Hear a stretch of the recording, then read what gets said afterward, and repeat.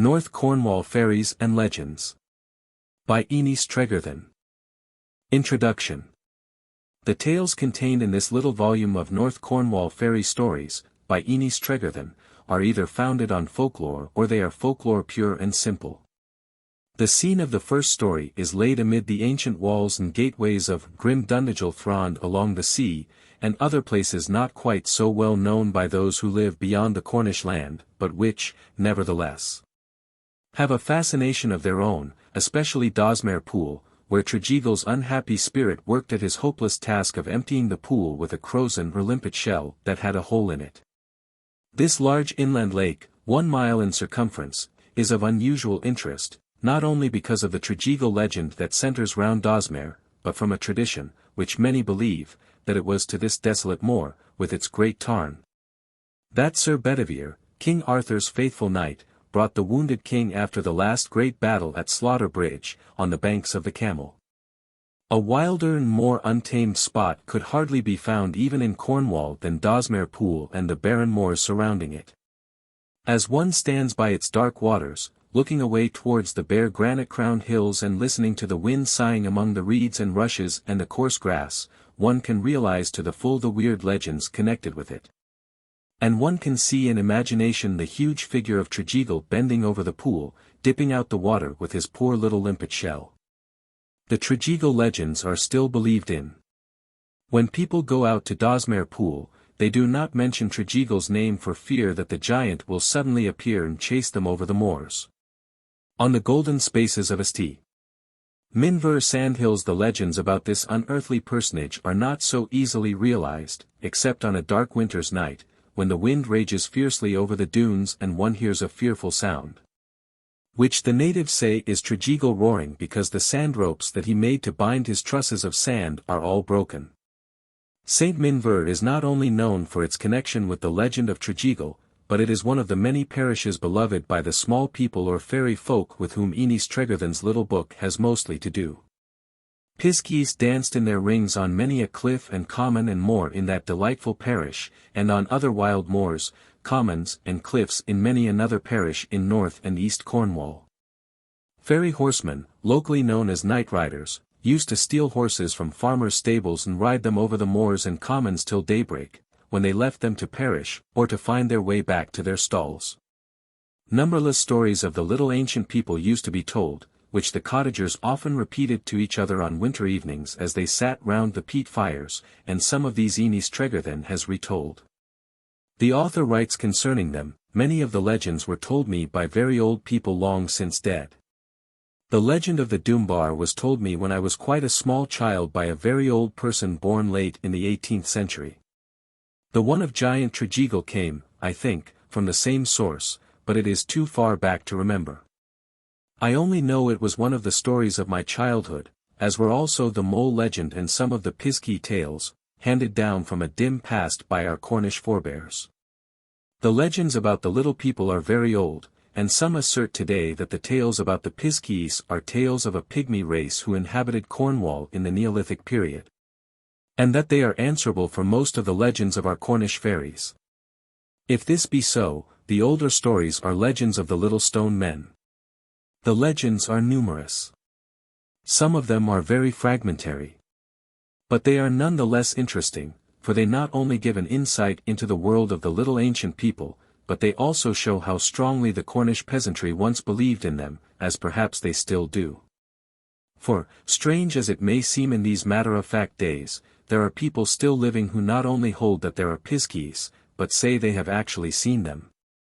One old woman in particular told me not many months ago that she had seen little bits of men in red jackets on the moors where she once lived.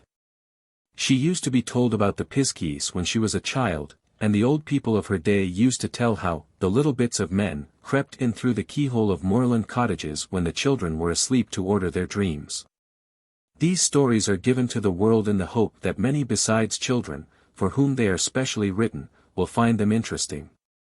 And all lovers of folklore will be grateful to know that the iron horse and other modern inventions have not yet succeeded in driving away the small people, nor in banishing the weird legends from our loved land of haunting charm. H.F. How do you find this book? Any thoughts about the book or the author? Any suggestion for improvement? Please take a moment to share your thoughts in a comment. If you like it, share it with your friends who might enjoy it as well. Subscribe to keep in touch. Visit CompleteAudiobooks.com for more quality content. The Adventures of a Piskey in Search of His Laugh. A Soft Cradle of Old Tales. W. B. Yeats. The moon was shining softly down on the grey ruins of King Arthur's castle by the Tintagel Sea, and on hundreds of little piskies dancing in a great piskey ring on the mainland, known as Castle Gardens. In the centre of the ring stood a little fiddler, fiddling away with all his might, keeping time with his head and one tiny foot. The faster he played and flung out the merry tune on the quiet moonlit night, the faster the piskies danced. As they danced they almost burst their sides with laughter, and their laughter and the music of the little fiddler was distinctly heard by an old man and his wife, who then lived in the cottage near the castle. One little piskey, somewhat taller than a clothes peg, was the best dancer there, and his laugh was the merriest. He was dancing with a piskey about his own size, who could hardly keep step with his twinkling feet. As the piskies careered round and round the piskey ring, the tiny chap who was the best dancer, and had the merriest laugh, suddenly stopped laughing, and his little dancing feet gave under him, and down he went with a crash, dragging his little companion with him. Before they could pick themselves up, the piskies who were coming on behind, not seeing the two sprawling on the ring, fell on them. And in another moment little fiddler Piskey saw a moving heap of green-coated little bodies and a brown tangle of tiny hands and feet. So amazed was he at such an unusual sight that he stopped fiddling, and let his fiddle slip out of his hand unnoticed on the grass. When the little men had picked themselves up, except the one who had caused the mishap, they began to pitch into him for tumbling and causing them to tumble, when something in his tiny face made them stop. "What made you go down on your stumjacket like that when you were dancing so beautifully?" asked a piskey not unkindly. "I don't know," he answered, looking up at his little brother Piskey with a strange expression in his face, which was pinched and drawn, and pale as one of their own piskey stools. And instead of a laugh in his dark little eyes there was misery and woe. The strange expression in his eyes quite frightened the piskies, and one said, "What is the matter with you? You are looking worse than a cat in a fit." "Am I?" said the poor little piskey. "I am feeling very queer. It was a queerness that made me fall on my little stumjacket. Am I ill like those great men and women creatures we sometimes entice into the bogs with piskey lights?" "We have never heard of a piskey getting ill or sick," said a little brown piskey, "have we?" turning to speak to the little fiddler, who had come over to his companions, bringing his fiddle with him. "I most certainly haven't," answered the little fiddler. "Then what is the matter with me, if I'm not sick?" asked the little piskey who was looking so queer. "Perhaps Grandfer Piskey will be able to tell you, for I can't," said the tiny fiddler. "Where is Grandfer Piskey?" asked the poor little sufferer. "I am afraid I am getting worse, for all the dance has left my legs." "Grandfer Piskey is over on the island," cried a little piskey. "So he is," said all the other piskies, sending their glance in that direction, where, on the edge of a beetling cliff facing Castle Gardens, stood a tiny old man, with a white beard flowing down to his bare little feet. He was dressed, as were all the other piskies, in a bright green coat and a red stocking cap. He disappeared into a piskey hole the piskies had dug in the cliff, which led down into an underground passage between the island and the mainland, and very soon he reappeared from another hole in Castle Gardens, a few feet from where the little piskies were anxiously awaiting him. "Why are you not fiddling, dancing and laughing?" asked the little Whitebeard, winking his eyes on the silent little piskey crowd, standing near their little brother Piskey who was looking so queer. "You are wasting precious time standing here doing nothing.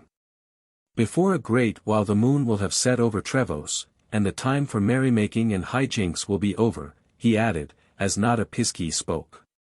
"We are not fiddling, dancing and laughing because of something that has befallen our little brother," said the tiny fiddler at last, pointing to the poor little piskey who had raised himself to a sitting position and was seated on the piskey ring. He is a rum-looking little customer, sure enough, said the old Whitebeard, glancing in the direction of the place where the little fiddler pointed. What is the matter with him? That is what we want to know, answered the little fiddler. Come and have a closer look at him, Grandfer Piskey, and Grandfer Piskey came. What is the matter with him? Asked one of the Piskeys when the Whitebeard had stared down a minute or more on the little atom of misery sitting humped up on the edge of the great green ring like a toad on a hot shovel. You are so old and wise, you will be able to tell us what ails him, if anybody can. He thinks he is sick like the big people we lead a fine dance round the fields and commons sometimes, as Grandfer Piskey stood stock-still before the little afflicted Piskey, winking and blinking and solemnly shaking his head. He is not sick like those people of whom you spoke, said the Whitebeard at last. He has the make-outs, shrilled a little voice with a laugh somewhere in the background. No, he hasn't the make-outs, you impudent little rascal, said Grandfer Piskey, without lifting his gaze from the poor little fellow on the edge of the ring. That's a complaint from which you apparently suffer. What has he? Asked the tiny fiddler, impatiently scraping his fiddlestick over his fiddle, as if to emphasize his words. It isn't what he has, but what he hasn't, said the old Whitebeard, in the same slow, solemn voice. I was going to say that our poor little brother has lost his laugh. Lost his laugh, cried little Fiddler Piskey and all the other little Piskeys. And their tiny faces of consternation showed what a terrible thing had befallen their poor little brother. Yes, he has had the sad misfortune to lose his laugh, said the little old Whitebeard, winking and blinking harder than ever as he stood before the unhappy little Piskey who had lost his laugh. And, worse still, he is quite done for till he finds it again. Where has my laugh gone to, Grandfer Piskey? Asked the miserable little Piskey who had met with that dreadful misfortune. I don't know more than the little man in the moon, answered the tiny old Whitebeard, but if I were you I would go and look for it. Where must I go and look for my laugh? Asked the poor little Piskey. I have not the smallest idea. But I should go and search for it till I found it. Will you come with me and search for my laugh? Asked the little Piskey, with a look of anxiety in his wee dark eyes, as Grandfer Piskey was moving away. I am afraid I can't. It is my duty to stop with your brothers to see that they don't grow silly and lose their laugh. Besides, it is not quite the thing for an old Whitebeard like me to go traveling about the country with a youngster like you, in search of a laugh. Will you go with me to look for my laugh? Asked the little Piskey, fixing his gaze on the tiny fiddler. I would go with you gladly, if I were not Fiddler Piskey, he answered, touching his fiddle lightly with his bow. But if I were to go gallivanting up and down the country in search of your laugh, there would be nobody to play the dancing tune when our brothers dance in the moonshine. Won't one of you go with me and help me to find my laugh? Begged the miserable little fellow, glancing from one Piskey to another as they crowded round him. We would if we hadn't so much dancing to do, they said. We have to dance in every Piskey ring from Tintagel Head to Crackington Hawn up St. Jenny's, before the moon grows as small as a wren's claw. Must I go by myself to search for my laugh? Said the poor little Piskey in a heartbreaking voice. Yes, you must go by yourself to look for your laugh, answered all the little Piskeys. You should not have been so foolish as to lose it. And the selfish little brown men, Grandfer Piskey, Fiddler Piskey, and all the other Piskeys, turned their backs on their unfortunate little brother, and ran away across the gardens and over the cliffs towards Bossiny, halfway between which was another big Piskey ring. And by the poor little Piskey who had lost his laugh heard in the distance, as he sat all alone in the great grassy place, their merry laughter and the music of Fiddler Piskey's tiny fiddle. He was a very sad little Piskey as he listened to the merriment of his little brother Piskeys, and the moon, sailing along the dark velvety blue of the midnight sky above the ruins of King Arthur's castle and gardens. Never looked down on such a woebegone little Piskey before. He had always been happy and gay till now, and having no laugh was such a strange experience that it was no wonder he felt as miserable and wished one as he did. As he sat there all alone on the ring his own little dancing feet had helped to make, 2 tiny hands were suddenly thrust up out of a small earth heap half a foot from where he was sitting. So dainty were the hands, that he thought they belonged to one of the little good people, a distant relation of his. And thinking that somehow one had got buried under the earth, he got up from the ring to help her out, and, without waiting to say, "Allow me," or anything so polite, he caught hold of the wee hands, and pulling with all his strength, he dragged something very dark and soft out of the earth heap, and saw to his surprise and disgust that it was the round plump body of a mole. "Whatever did you drag me out of the Wanthill for, you horrid creature?" "Whoever you are," cried the mole, who was not as soft as she looked. "It took me hours to throw up that beautiful hill, and now it has fallen down into my tunnel, and my work will all have to be done over again, thanks to you." "I am so sorry," said the Piskey. "I saw 2 dinky little hands sticking up, and thought a relation of mine had got buried, and when I did my best to get her out I found it was only a want, as the country people call you moles." "A want indeed," exclaimed the mole. "Who are you, pray, to speak so disdainfully? If I am only a want, I was not always the poor thing I am now. Once upon a time I was a very great lady, and because I was foolish and proud and very vain of my beauty I was turned into a mole. My little hands are the only things left of me to show who I once was." "I am very sorry for you," said the Piskey, with strong note of sympathy in his voice, so entirely new to him that he scarcely knew it was himself speaking. For Piskies, although they are merry and gay, are often selfish in the extreme. "I am more sorry for you than I can say," he went on. "It cannot be nice to be only a want, when once you were a beautiful lady." "I am a Piskey," as the little dark mole was silent. "A Piskey, are you?" she cried, speaking at last. "I remember you little Piskey people quite well, and have cause to remember.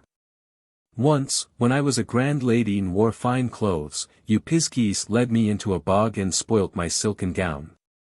I did not bless you then, and I do not bless you now. You are still up to your tricks, I find to my cost, for you have done your best to pull down my house about my ears."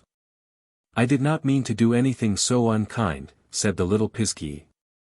"I am not merry enough now to play games on anyone." "How is that?" asked the mole. "I have lost my laugh, and my heart is as heavy as lead," he answered sorrowfully. "Lost your laugh?" cried the mole. "That is very strange." "Yes, it is. And I am quite done for, so Grandfer Piskey told my little brothers, till I find it again." "Why don't you go and look for your laugh instead of throwing down Wanthills?" said the mole severely. "It would be more to your credit if you did." "I suppose it would," replied the Piskey, "but, unfortunately, I don't know where to go and look for my laugh." "Have you seen it?" "No, I haven't," snapped the mole, "I can't see without eyes. I have lost my eyesight through working underground for so many long centuries." "Do you know anybody who has seen my laugh?" asked the little Piskey, "and who would kindly tell me where to go and find it?" "I am afraid I don't," answered the mole, "except the little man in the lantern. He is the most likely person I know to have seen your laugh. He is always flipping about the country in the night time in his little lantern, and sees most things that wander by night. He is a kind-hearted little fellow, and if he has seen your laugh, he'll be sure to help you to find it. You know, of course, where the little lantern man is to be found." "I have seen his lantern in the marshes sometimes," answered the Piskey. "I saw it rush by a few weeks ago, when I and my brothers were lying snug and warm in a great Piskey bed at Rough Tor Marsh. But as I do not happen to know the lantern man, will you please come with me to Rough Tor Marsh and ask him if he has seen my laugh?" "What next will you ask me to do?" cried the mole. "No, I cannot go with you. I am far too busy to go tramping round the country with a little brown Piskey like you, in search of a laugh. I have a tunnel to make across Castle Gardens for my dear little baby wants to run about in, and I must do it before the sun shines over the tors. If you really want to find your laugh, you must go and ask the lantern man yourself. The sooner you go the better, or you may lose the chance of asking him if he has seen it." "I dare say you are right," said the little Piskey, with a heavy sigh. But I don't like the idea of traveling all the way from here to Rough Tor Marsh.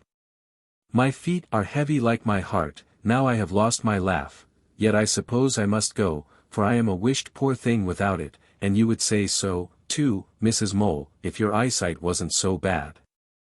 Mrs. Mole, indeed! Snapped the velvet-coated little creature, raising her tiny hands in anger at such an insult.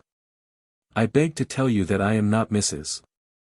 Mole, but the Lady Want, and that, although I have fallen from my high estate, I am still a lady of high degree, as my tiny hands bear witness, and she held them out for him to see. I'm not up in fine distinctions, said the little Piskey in a humble voice, and I beg your ladyship's pardon.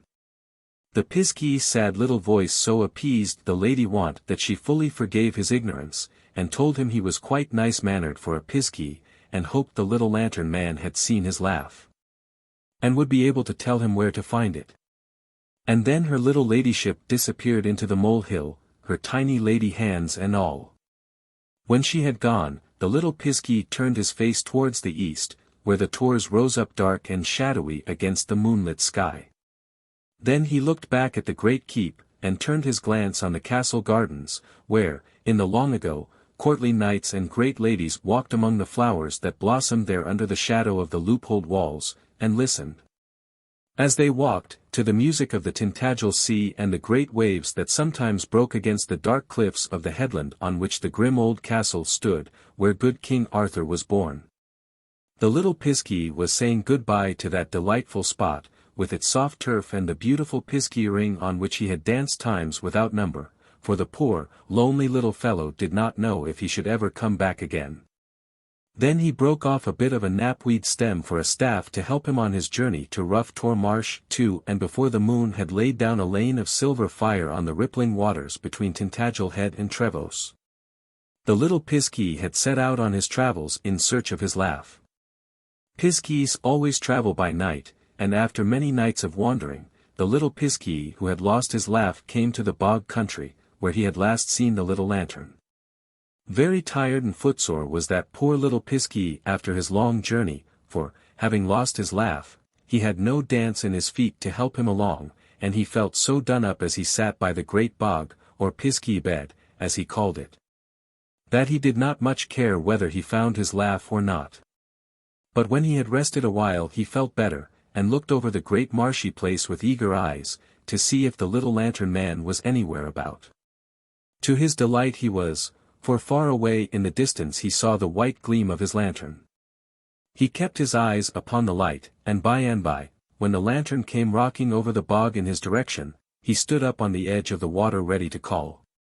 It disappeared ever so many times among the bog myrtles and willows, but every time it reappeared it was closer. When it came near enough for him to see the little lantern man inside, he shouted, "Little man in the lantern, please stop, I want to ask you something." But whether the lantern man heard or not, he did not stop, and he and his lantern flipped by the disappointed little Piskey as quickly as a witty mouse 3 on the wing, and was lost to sight in the reeds and rushes on the other side of the great marsh. After a while the little lantern man came back to the place where the Piskey was still standing, and the light from the lantern was brighter and softer than a hedge full of glowworm lights shining all at once. As the lantern was passing the little Piskey, he called out louder than before, "Little man in the lantern, please stop, I want to ask you something." But the little lantern man did not stop, and he and his lantern rushed by as quickly as before, and the poor little Piskey followed the rocking lantern with his eyes over the great marsh. Just as he was in despair of the wonderful little lantern coming his way again, it came, and so fast did it come, and so afraid was he of its passing him without making himself heard, that he shouted with all his might, "Please, little lantern man, stop. I want to ask you something." And to his joy the little lantern man stopped. The door of the little lantern opened wide, and a tiny, shining face looked out. "Did anybody call?" asked the little lantern man in a voice so kind that the Piskey's little heart leaped for joy. "Yes, I called," said the little Piskey. "I called twice before, but you did not stop." "I never heard you call till now," said the little lantern man. "Who are you, and what do you want?" "I am an unfortunate little Piskey who has lost his laugh," answered the Piskey, "and I have tramped all the way from Tintagel Head to Rough Tor Marsh to ask if you have seen it." "Lost your laugh, you poor little chap," ejaculated the little lantern man in the same kind voice. "How came you to lose it?" The little Piskey told him how he had lost his laugh, and what Grandfer Piskey had said, and how the mole who called herself the Lady Want had told him to come to him. "I would gladly help you to find your laugh if I knew where it was," said the lantern man when the Piskey had told him all, "but, unfortunately, I have never seen it." "Haven't you?" cried the poor little Piskey. "I am disappointed. As you are always traveling about the country in your little lantern, I felt sure you had seen my laugh." "I only travel in marshy ground," said the little lantern man, still standing in the doorway of his tiny lantern. "And your laugh may not have passed along my way." "Do you happen to know anybody else who has seen my laugh?" asked the little Piskey anxiously. "Nobody except Giant Tregeagle, of whom I dare say you have heard, that unhappy fellow who for some terrible wrongdoing has to dip Dozmare Pool dry with a limpet-shell." "Yes, I have heard about that great giant from Grandfer Piskey," answered the little Piskey. "He was a wicked seigneur who once had a fine house at Dozmare Pool and a great park on Bodmin Moors, and he is often flying about the country with the wicked one at his heels." "The very same," cried the little lantern man. "He travels from east to west, and from west to south, and back again. He will be sure to have seen your laugh." "I am afraid my laugh is too small for a great big giant to have noticed, even if it passed him," said the little Piskey. "He isn't so big but what he can see a laugh," said the little lantern man. "You had better go and ask him." "I don't know where he is," said the little Piskey, who was in a most dejected frame of mind. "He is at Dozmare Pool, or was not long since, doing his best to dip the big pool dry." "I am rather tired after tramping here from Tintagel," said the little fellow, "and I don't feel like going all the way to Dozmare Pool. I have no spring in my legs since my laugh left me," he added, as the little lantern man smiled rather sadly. "I never knew what it was to be tired and wished before I lost my laugh." "I don't suppose you did, you poor little chap," cried the little lantern man, "and you must do all you can to find your laugh. I am going to Dozmare Pool, or the Magic Lake, as it was called in the long ago, and if you don't mind traveling in my lantern, I'll give you a lift as far as that." "Will you?" exclaimed the little Piskey, his tiny brown face brightening as the lantern man smiled. "You are very kind, and I will go with you gladly." "That's right," cried the little lantern man. And he held out his hand, which shone like his face, and helped the little brown Piskey into his lantern. When the Piskey was safe inside the lantern, he thought it was the very brightest place he was ever in, even brighter than a fairy's palace, he said. "There is no seat in my lantern except the floor," said the little lantern man, as the Piskey looked about him. "The floor is not uncomfortable, if you care to sit down. I always sleep on it when my night work of giving light to the poor things that live in the marshes is done." "I would rather stand, thank you," returned the Piskey. "I can look out of your windows better." "Do as you like, only it is my duty to tell you that you would be safer on the floor. My lantern and I travel so fast that the creatures that fly by night often knock up against us and turn us upside down." The little lantern man shut the door of his lantern as he was speaking, and in another minute they were rushing over Rough Tor Marsh at a fearful speed. And the little Piskey had to hold on to the frame of one of the tiny windows to keep himself on his feet. By Rough Tor's granite-piled heights the bright little lantern went. On by Brown Willie, it sped, and by many a solitary hill, almost as wild and untamed as old Rough Tor itself. Over lonely moors, bogs, rivers, and streams, it flew, and rocked and whirled as it went. As it sped on it bumped against all manner of strange creatures, and once a night, Hawk 5 turned the little lantern upside down, and the Piskey found himself standing on his head with his tiny lean legs sticking up in the air. And he looked so funny that the little lantern man laughed till the tears ran down his shining face, and if the Piskey had had his laugh he would have laughed too. On and on the lantern rushed, zigzagging up and down and up, and as it went strange moths and queer things that go about only by night fluttered their wings against its bright windows and door. Once a witty mouse, with a face like a cat, looked in, and then vanished into the darkness, and once a short-eared owl gripped the lantern in his talons, but it sped on all the same. About an hour after midnight the lantern reached Dozmare Pool, which lies on the top of a great lonely moor surrounded by desolate hills. The moon was only a few days old, and had set long before the sun had gone down. But it was by no means dark by the big pool, for there was starshine from innumerable stars, and also the light that fell from the wonderful little lantern. The little lantern man stopped his lantern on a boulder by the pool, where was stretched a huge dark form, almost as big as a headland. It was giant Tregeagle, lying face down on the margin of the pool, dipping water with a limpet-shell which had a hole in it. The little lantern man opened the door of his lantern, and telling the little Piskey that now was his chance to ask the giant about his laugh, he helped him out. "Shout into his ear till he hears you," he whispered, hanging out of his door, "and don't despair if he does not hear you just at first."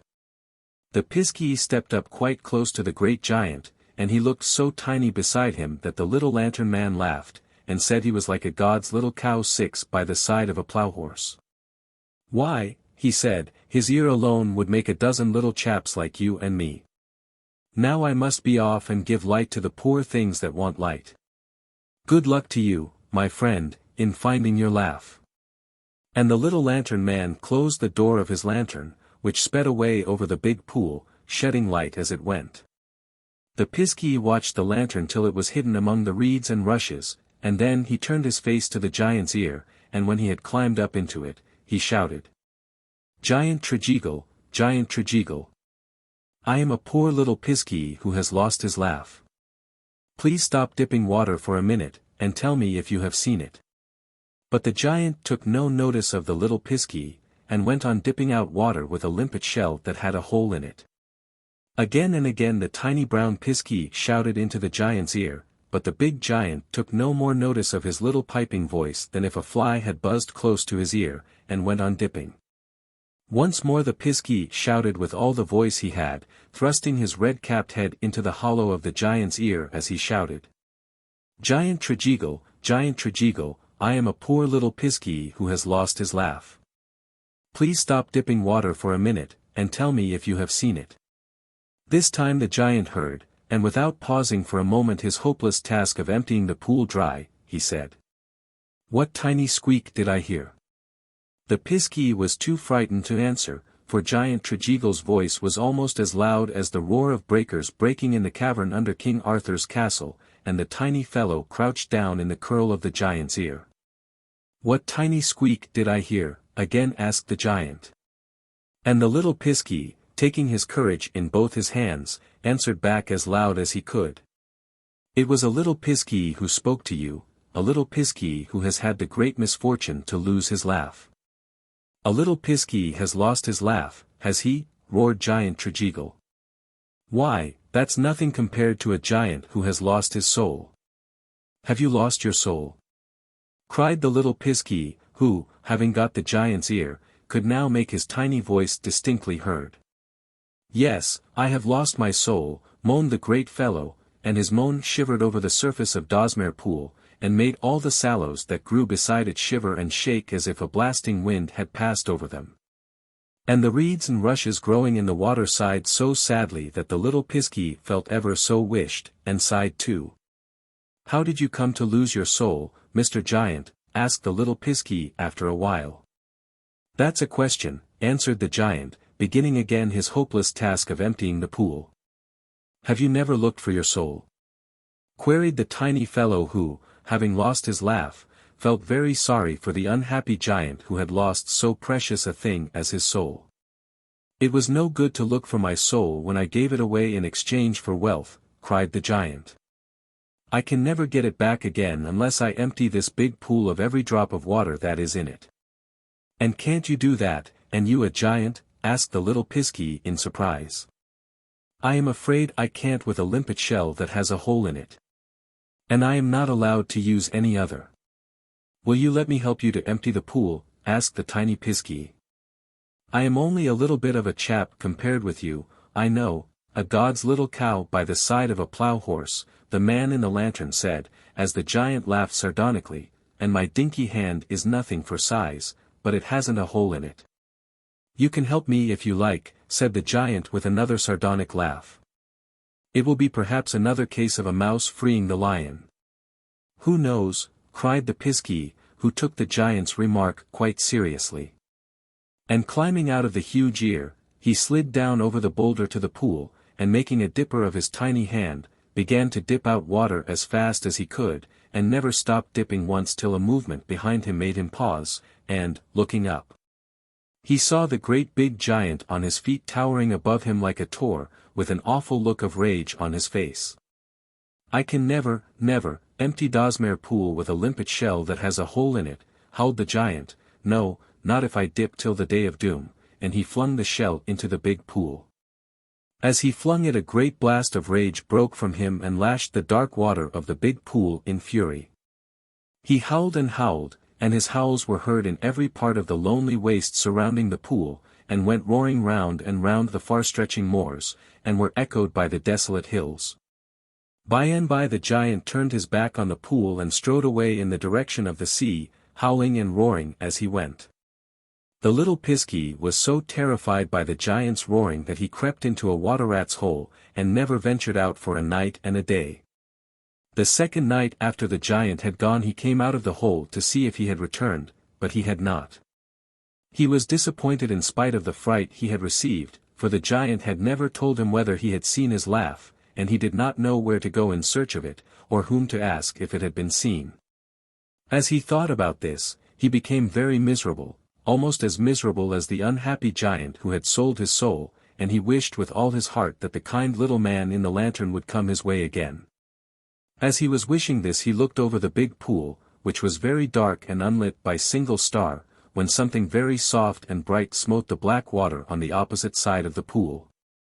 Thinking it was the dear little man in his lantern come in answer to his wish, he fixed his gaze upon the brightness, and in a minute or two a little barge shot out from the reeds and came swiftly towards him. And he saw, for the Piskeys can see in the dark like a cat, that the barge was being rowed across the big pool by a little old man. The soft light that smote the water came from the prow of the little craft and lit up the face of the bargeman, which was half turned towards the Piskey, and was very seared and brown. When the barge came near the spot where the Piskey was standing, the tiny bargeman said, "Who are you, looking as if you had the world on your back? And what are you doing here this time of night, when all good folk ought to be in bed?" "I am a poor unfortunate Piskey who has lost his laugh," answered the tiny little Piskey, and his voice was very sad. "It is a dreadful thing to lose your laugh," said the little old bargeman. "It is," responded the little Piskey. "The little man in the lantern thought so too, and he brought me all the way from rough Tor Marsh to Dozmare Pool in his lantern to ask Giant Tregeagle if he had seen it." "And didn't you ask Giant Tregeagle that important question after the little lantern man had brought you so far?" asked the little bargeman. "I did, but he was so troubled about something he had lost, his soul it was, that he forgot to say whether he had seen my laugh." "That is a pity, for the giant is now on Minver sandhills making trusses of sand and sand ropes to bind them with, and when the sand ropes break in his hand, which they are sure to do when he tries to lift them, he will fly away to low bar 7 to work at another impossible task." "How do you know that?" asked the little Piskey. The tiny bargeman looked at the green-coated, red-capped little Piskey with a strange expression in his dark eyes for a second or two, and then he said, "I have lived so long in the world that I know most things. People who knew me in a faraway time called me Merlin the magician, and said I had all the secrets of the world in the back of my head." "Then you will be able to tell me where my laugh has gone to," struck in the little Piskey eagerly. "I was speaking more of the past than of the present," said the tiny bargeman. "Since the time of which I spoke, I have lived here by this lake, now called Dozmare Pool. I lived sealed up in a stone, into which the lady of the lake shut me till 100 years or so ago." "How very unkind of the lady to put you into a stone," said the little Piskey indignantly. "Whatever did she do it for?" "Thereby hangs a tale which is not good for a small Piskey like you to hear," returned the tiny bargeman, with another strange look in his dark, mysterious little eyes. When Nimue, the lady of the lake, shut me up in the stone, like a toad in a hole, she said, she thought she had done for me, and that I should soon die. But Merlin, the man who worked magic, was not so easily got rid of. And didn't you die? Asked the Piskey innocently. You must have lost your wits, as well as your laugh, to ask such a stupid question, said the tiny bargeman. I did not die, or I should not be sitting in this barge now. But I grew down to the tiny old fellow you now see me through working my way out of that dreadful stone. My magical powers have also dwindled, I fear, for they are as nothing to what they once were. Therefore I am no longer Merlin the magician, but only Merlin the bargeman of Dozmare Pool. And can't you tell me where my laugh is? Asked the little Piskey wistfully. I am a miserable, poor thing without my laugh. I'm sure you are, said the tiny bargeman, and I'll do what I can to help you to find it. I wasn't shut up in a stone all those centuries for nothing, as, perhaps, you have not lost your laugh for nothing. I'll tell you at once that your laugh has never been near this desolate spot, but it is possible that giant Tregeagle may have seen it on his wild flight down to St. Minver sand hills, or maybe he has seen it on the Golden Dunes. I advise you to go there and ask him. How can I get to the sand hills? Asked the poor little Piskey. It would take me such a long time to get there with no dance in my feet. And there is no little lantern man here to give me a lift in his lantern. You need not trouble your head how you are to get to the sand hills. I'll take you near there in my barge. In your barge? Echoed the little Piskey, looking over his shoulder to the long stretch of country between him and the sea, and then at the great pool set like a cup on the top of the moors, with no visible outlet. You are wondering how I can take you to the great outer sea, said the tiny bargeman. For your satisfaction I will tell you that there is an underground waterway that leads down to Tregeagle Bay, close to St. Minver sandhills. I will take you there in my barge. Why are you so kind? Asked the little Piskey, looking gratefully at the little old bargeman. My brothers were not nearly so kind. I saw you helping the wicked giant to dip this great mere dry, and I thought so kind a deed deserved another, answered the little bargeman lightly, and I told myself as I watched you that I would do you a kindness, if you needed a kindness. Will you let me take you to Tregeagle Bay? Gladly, answered the little Piskey. Get into my barge, then, cried the little old bargeman, and the Piskey scrambled in and sat in the stern of the barge facing the bargeman. I like rowing about this pool, remarked the tiny bargeman, as he put his little craft about and began to row from the shore. It has so many memories. It was here by this mere that the lady of the lake, not the one who shut me up in a stone, forged the wonderful Excalibur, the two-handled sword with the jeweled hilt, which she gave to Arthur the king, who, you know, afterwards ruled all the land. It was here that Sir Bedivere, one of the knights of the far-famed Round Table, flung the sword by order of the wounded king, and was caught by the lake lady's uplifted arm. It was here, but you are not listening, he cried, breaking off his sentence as he noticed that the little Piskey was not paying any attention to what he was saying. I'm afraid I wasn't, he said, very much ashamed. I am very dull and stupid since I lost my laugh.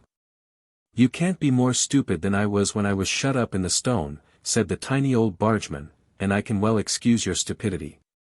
He said nothing more, for just then the barge reached the shore from which it had put off, and, without getting out, he reached over and touched a big stone with an oar. He had no sooner touched the stone than it sprang back, and revealed a dark, deep tunnel, into which the little barge shot like a thing alive. This underground waterway was known to the fair ladies who lived by the pool, and who took away the wounded king in their little ship to the Vale of Avilion, remarked the bargeman when the stone shut up itself behind them. Did they? Asked the little Piskey, trying to look interested. Yes, he answered. And they also knew of another waterway, which will never be revealed to anybody except by the good king, he added half to himself, looking straight before him into the darkness of the narrow passage as he steered. The tiny barge, which was a very ancient-looking little craft, with a gilded dragon forming its prow, sped on. But for its size, it might well have been the same little ship to which Merlin, the little old bargeman, had just referred. The waterway was very long and deep, and the water ran so swiftly that the barge did not now require to be rowed. It was also very dark, and the only light that shone was the light from the little boat. The little old bargeman did not speak again till a roaring fell on their ears. "It is the noise of water breaking on Padstow Doombar," he said, as the little Piskey looked frightened. "I thought it was giant Tregeagle howling," gasped the little Piskey. "He hasn't tried to lift his sand ropes yet, and he won't begin his howl of rage till he finds how brittle they are," said the little bargeman. "And a very good thing for you," he added, "for he will be far too angry to tell you whether he has seen your laugh when the ropes of sand break in his great hand. There. We are close now to the great outer sea," he cried, as the thunder of waves broke more loudly on their ears, and they saw the light of many stars through a narrow opening, and the next minute the little barge came out into Tregeagle Bay. "You only have to go up across the hillocks," said the little old bargeman, helping the little Piskey out of the barge, "and if you follow your nose you will soon get to where the giant is busy making sand ropes." "Thank you for bringing me," said the little Piskey, but he never knew whether he was heard or not, for the tiny bargeman and his ancient barge vanished as he spoke. The Piskey made haste to follow his nose, and he scrambled up a sandbank, and hastened as fast as his feet could take him over the sandy common, till he came to the place where giant Tregeagle was sitting making sand ropes to bind his trusses of sand which lay all around him. He was sitting by a hillock, his great head showing just above it, when the Piskey came near. The little Piskey climbed nearly to the top of the hillock, and when he got close to the giant's ear he shouted, "I am the little Piskey who told you he had lost his laugh. Please stop making sand ropes for a minute and tell me if you have seen it." But the big giant took no notice of the tiny voice, and went on making his ropes of sand. The little Piskey then got into his ear and poked his red-capped head into the hollow of it, and again shouted, "I am the little Piskey who told you he had lost his laugh, and ah!" "The dinky little fellow who tried to help me to find my soul," interrupted the great giant, in a voice almost as loud as the waves breaking on the Padstow Doombar. "Yes," answered the Piskey, "and a dinky little bargeman brought me from Dozmare Pool to Tregeagle that you might answer my question." "I know who you mean, Merlin, the little old master of magic," cried the giant in evident astonishment, pausing in his work of making a rope of sand to stare at the little Piskey. "Fancy his bringing a tiny brown fellow like you from Dozmare Pool to Tregeagle Bay in his magic barge. Pigs will fly and sing after this. He saw me helping you to dip the pool dry, and said that one kind deed deserved another," said the Piskey as meek as a harvest mouse. "So he brought me all the way down to St. Minver to know if you had seen my laugh. Have you seen it, Mr. Giant?" "No, I have not seen it," answered the giant. "Nothing so cheerful as a Piskey's laugh would come near such a mountain of misery as I am, and if by an evil chance it did come, it would flee far from my dark shadow." "Do you know anyone else who has seen my laugh?" asked the little Piskey piteously. "Not one, unless your cousins, the night riders, have," answered the giant, looking at the sand ropes he had just finished, lying at his feet. "I must now begin to bind my trusses of sand." He stooped to lift them as he spoke, and as he tried to take them up they fell to pieces in his hand. As they crumbled away his face was awful to see, and he began to howl and roar, and his cries of rage rang out over the sand hills and over Tregeagle Bay, and were heard above the noise of waves breaking on the Padstow Doombar. Those roars of rage and anger so frightened the people living in the villages in the neighborhood of the common that they shook in their beds, and as for the little Piskey, he was so terrified by what he had heard and seen that he tumbled over the hillock up which he had climbed to get into the giant's ear. When he had picked himself up, giant Tregeagle was flying away like an evil bird towards the south. The dawn broke soon after the giant had gone, and as Piskeys always hide by day, he hid himself under a clump of tamarisk, and stayed there till the dark and the stars came again. When he came out he remembered what the giant had said, that perhaps his cousins, the night riders, had seen his laugh. The moon being several days older than when the kind little lantern man had taken him to Dozmare Pool, it was now shining brightly over the common. And he knew if the night riders were in the neighborhood of the sandhills they would soon be riding over the common. As he was gazing about with wistful eyes, a young colt came galloping along with scores of little night riders astride his back, and as many more hanging on to his mane and tail. The night riders, who were little people no bigger than piskies, and quite as mischievous, had taken the colt from a farmer's stable close to the common, and were enjoying their stolen ride as only night riders could. As they and the colt drew near, the little Piskey stood out in the moonshine and shouted, night riders, please stop. I want to ask you something." But the little night riders were enjoying their gallop too much to listen or stop, and they flew by like the wind. The colt was fresh, and galloped like mad, and soon went round the common and back again. And as he was galloping by, the Piskey once more shouted to the little night riders to stop, but they took no heed, and once more flew by like the wind. Ever so many times the colt galloped round the sandy common, leaping over the hillocks in his mad gallop, and each time he passed, the little Piskey stood out in the moonshine and called out, but the night riders took not the slightest notice, nor pulled up the colt to see what he wanted. At last, when the Piskey had given up all hope of the night riders stopping, the colt, who was quite worn out with galloping so hard round and round the broken common, put his foot into a rabbit hole and came down with a crash, with his many little riders on top of him. One little night rider, who happened to be astride the colt's left ear, was pitched off at the Piskey's feet. He looked as bright as a robin in his little red riding coat, brown leggings, and his bright green cap with a wren's feather stuck in its front. When he had picked himself up, he thrust his tiny brown hands into his breeches pocket, stared hard at the little Piskey, and cried, "What wished little beggar are you?" "I am a poor little chap who has lost his laugh," answered the Piskey. "I shouted every time you galloped the colt past here to ask if you had seen it, but you never stopped." "Of course we did not stop galloping because a Piskey called," said the little night rider. "How came you to be such a gawk as to lose your laugh?" "I have no idea," the Piskey returned.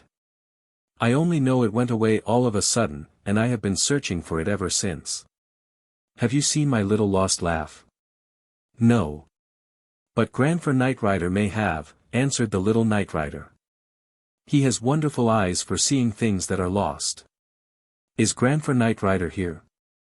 asked the Piskey, sending his glance in the direction of the colt, which was almost smothered with night riders, some standing on his side as he lay, others still in the stirrups they had made in his tail and mane. "He was on top of the colt's tail a minute ago," answered the little night rider, following the Piskey's glance. "There he is," pointing to a tiny old fellow with a bushy grey beard coming towards them, carrying a tamarisk switch in his hand, with which he lashed the air as he came. He wore a red riding coat, green breeches, red cap and feather like the other little night riders. "What woebegone little rascal are you?" asked the old greybeard, staring hard at the Piskey. "A Piskey who has lost his laugh," answered the little night rider for him, "and he had the impertinence to want us to stop galloping to tell him if we had seen it." "You were very foolish to lose your laugh," said Grandfer Night Rider, standing in front of the unhappy little Piskey. "How did you manage to lose it?" And the poor little fellow, without lifting his eyes from the sandy ground, told him. "You are in queer lane, my son," said Grandfer Night Rider, when he had told him how he had lost his laugh, "and I would not give a grain of corn for you." "Wouldn't you?" wailed the poor little Piskey. "No, I wouldn't, nor half a grain either." Quite a crowd of scarlet-coated little night riders had gathered near the Piskey by this time, and had listened to all that was said, and one little night rider asked if a Piskey had ever had the misfortune to lose his laugh before. "Yes, once in the long ago," answered the old greybeard, fixing his eye on the little Piskey, who trembled beneath his gaze, and what was worse still, he never found it again.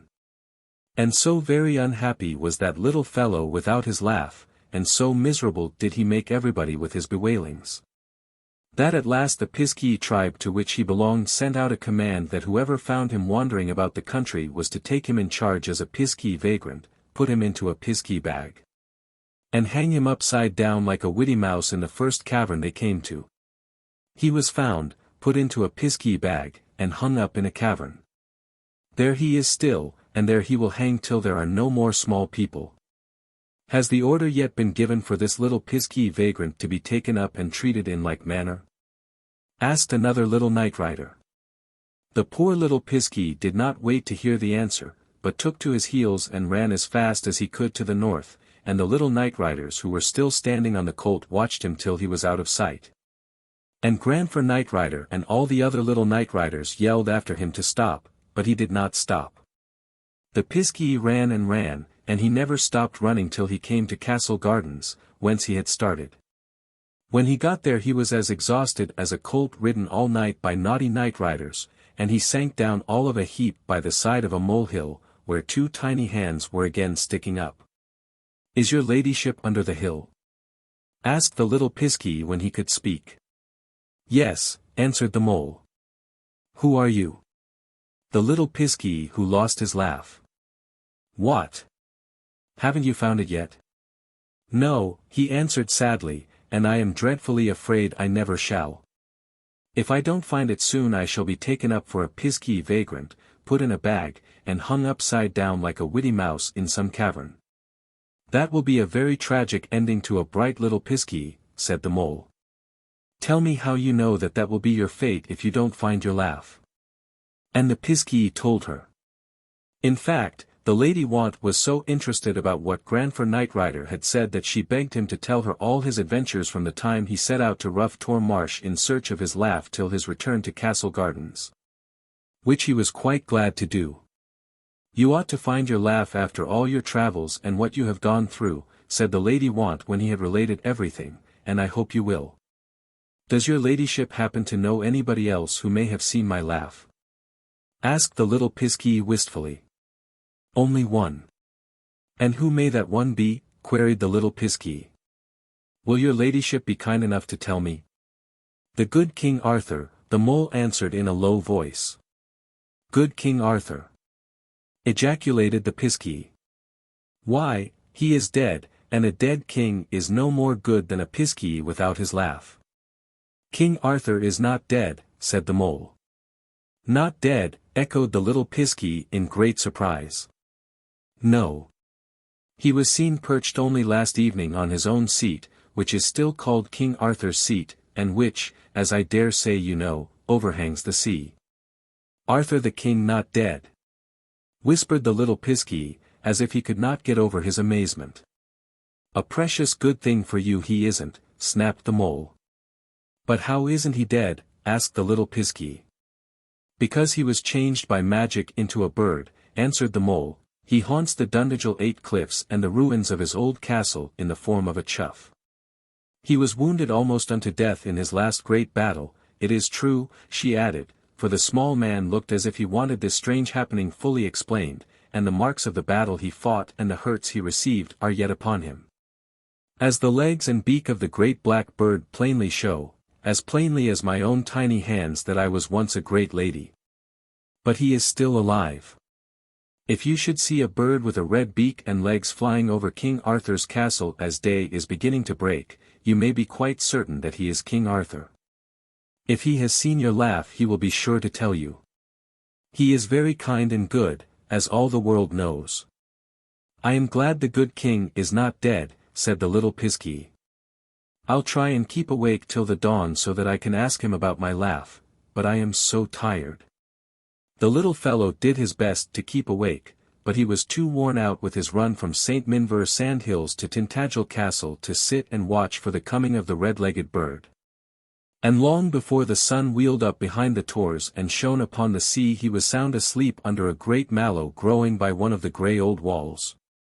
When he awoke a day and a night had come and gone, and the birth of a new day was at hand. When he crawled out from under the mallow, the first thing he saw on the island facing him was the dark form of a great black chough. He was perched on the wall above the old arched doorway, gazing gravely in front of him. The piskey lost not a moment in getting across to the island, which he did by the Piskey passage known only to the Piskeys. And when he had caught the bird's attention he said, I am a poor little Piskey who has lost his laugh, and I am come to ask the good King Arthur if he has seen it."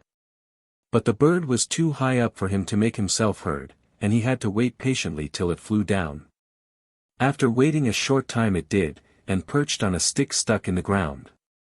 The Piskey ran over, and, clasping his hands, he repeated what he had just said. "How came you to know I was King Arthur?" asked the Chuff, ignoring the little fellow's question. "The mole who says she is the lady want told me," he answered. "Ah, I know her, the grand lady who considered the ground on which she walked was not good enough for her dainty feet, and has now, as a punishment, to walk under the ground, a lesson to all children of pride. But please, good King Arthur, answer my question about my laugh," pleaded the little Piskey, in an agony of impatience. "If I don't find it soon something dreadful will happen to me." "Have patience," said the Chuff kindly. "Nothing is ever won by impatience. I have seen something very funny lately running about over the grass. It is like nothing I have ever seen before except in a Piskey's face when he laughs.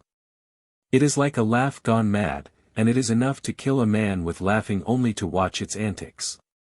It made me laugh till I ached when I first noticed it.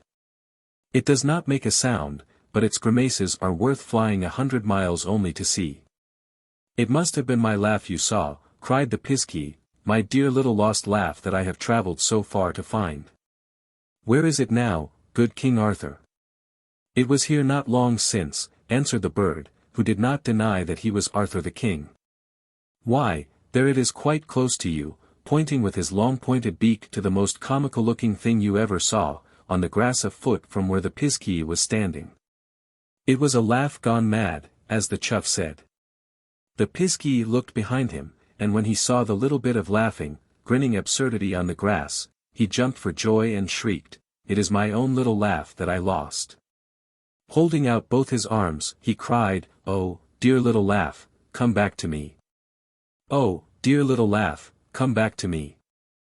And the droll little thing, which was a grin with a laugh and a laugh with a grin, came over to the Piskey, and began to climb up his legs, grinning and doubling itself up with laughter as it climbed, till it reached his chin. When it narrowed itself into a tiny grin and vanished into the Piskey. The next moment the Piskey was shouting at the top of his voice, "I have got my laugh. I have got my laugh." And he ran off laughing and dancing to the edge of the cliff and disappeared into the Piskey hole, and in a few minutes more he was on Castle Gardens in the great Piskey ring, laughing and dancing and dancing and laughing. His laugh was so loud and so free that his brother Piskeys heard him from afar, and came running over the cliffs from Bossany to see whatever had happened. Little Fiddler Piskey was the first to reach the gardens, and the first glance at the little whirling figure told him that his little brother had found his laugh, and putting his fiddle in position, he began fiddling away as hard as he could. As he fiddled, the other Piskeys, including Grandfer Piskey, reached the ring, and the next minute they were all dancing and laughing as they had never laughed and danced before. But the one who laughed the heartiest was the little Piskey who had lost and found his laugh. They danced for a good hour, the little fiddler in their midst fiddling his fiddle, all the while keeping time with his head and foot, heedless that the daylight was driving the darkness away to the country to which it belongs. And King Arthur the bird flew up on the wall and watched, and the mole who called herself the lady won't let her dainty hands be seen on the molehill, till the fiddling, dancing, and laughing were finished. And the Piskeys went off to the Piskey beds to sleep. The Legend of the Padstow Doombar. In a faraway time Tristram Bird of Padstow bought a gun at a little shop in the quaint old market which in those days opened to the quay, the winding river, and the St. Minver sandhills. When he had bought his gun he began forthwith to shoot birds and other poor little creatures. After a while he grew more ambitious, and told the fair young maids of Padstow that he wanted to shoot a seal or something more worthy of his gun. And so one bright morning he made his way down to Hawker's Cove, near the mouth of the harbour. When Tristram got there he looked about him to see what he could shoot, and the first thing he saw was a young maid sitting all alone on a rock, combing her hair with a sea-green comb. He was so overcome at such an unexpected sight that he quite forgot what had brought him to the cove, and could do nothing but stare. The rock on which the maiden sat was covered with seaweed, and surrounded by a big pool, called in that distant time the Mermaid's Glass. She was apparently unconscious that a good-looking young man was gazing at her with his bold dark eyes, and as she combed her long and beautiful hair she leaned over the pool and looked at herself in the mermaid's glass. And the face reflected in it was startling in its beauty and charm. Tristram Bird was very tall, 6 feet 3 in his stockings, and being such a tall young man, he could see over the maiden's head into the pool, and the face in its setting of golden hair reflected in its clear depths entirely bewitched him. And so did her graceful form, which was partly veiled in a golden raiment of her own beautiful hair. As he stood gazing at the bewitching face looking up from the mermaid's glass, its owner suddenly glanced over her shoulder, and saw Tristram staring at her. "Good morning to you, fair maid," he said, still keeping his bold dark eyes fixed upon her, telling himself as he gazed that her face was even more bewitching than was its reflection. "Good morning, sir," said she. "Doing your toilet out in the open," he said. "Yes," quoth she, wondering who the handsome youth could be and how he came to be there. "Your hair is worth combing," he said. "Is it?" said she. "It is, my dear," he said. "'Tis the color of oats waiting for the sickle." "Is it?" quoth she. "Yes, and no prettier face ever looked into the mermaid's glass." "How do you know?" asked she. "My heart told me so," he said, coming a step or two nearer the pool, "and so did my eyes when I saw its reflection looking up from the water. It bewitched me, sweet." "Did it?" laughed she, with a tilt of her round young chin. "Yes," he said, with an answering laugh, drawing another step nearer the pool. "It does not take a man of your breed long to fall in love," said the beautiful maid, with a toss of her golden head and a curl of her sweet red lips. "Who told you that?" asked the love-sick young man, going red as a poppy. "Faces carry tales as well as little birds," quoth she. "If my face is a tale-bearer, it will tell you that I love you more than heart can say and tongue can tell," he said, drawing yet nearer the pool. "Will it?" said she, combing her golden hair with her sea-green comb. "Indeed it will, and must," he said, "for I love you with all my soul, and I want you to give me a lock of your golden hair to wear over my heart.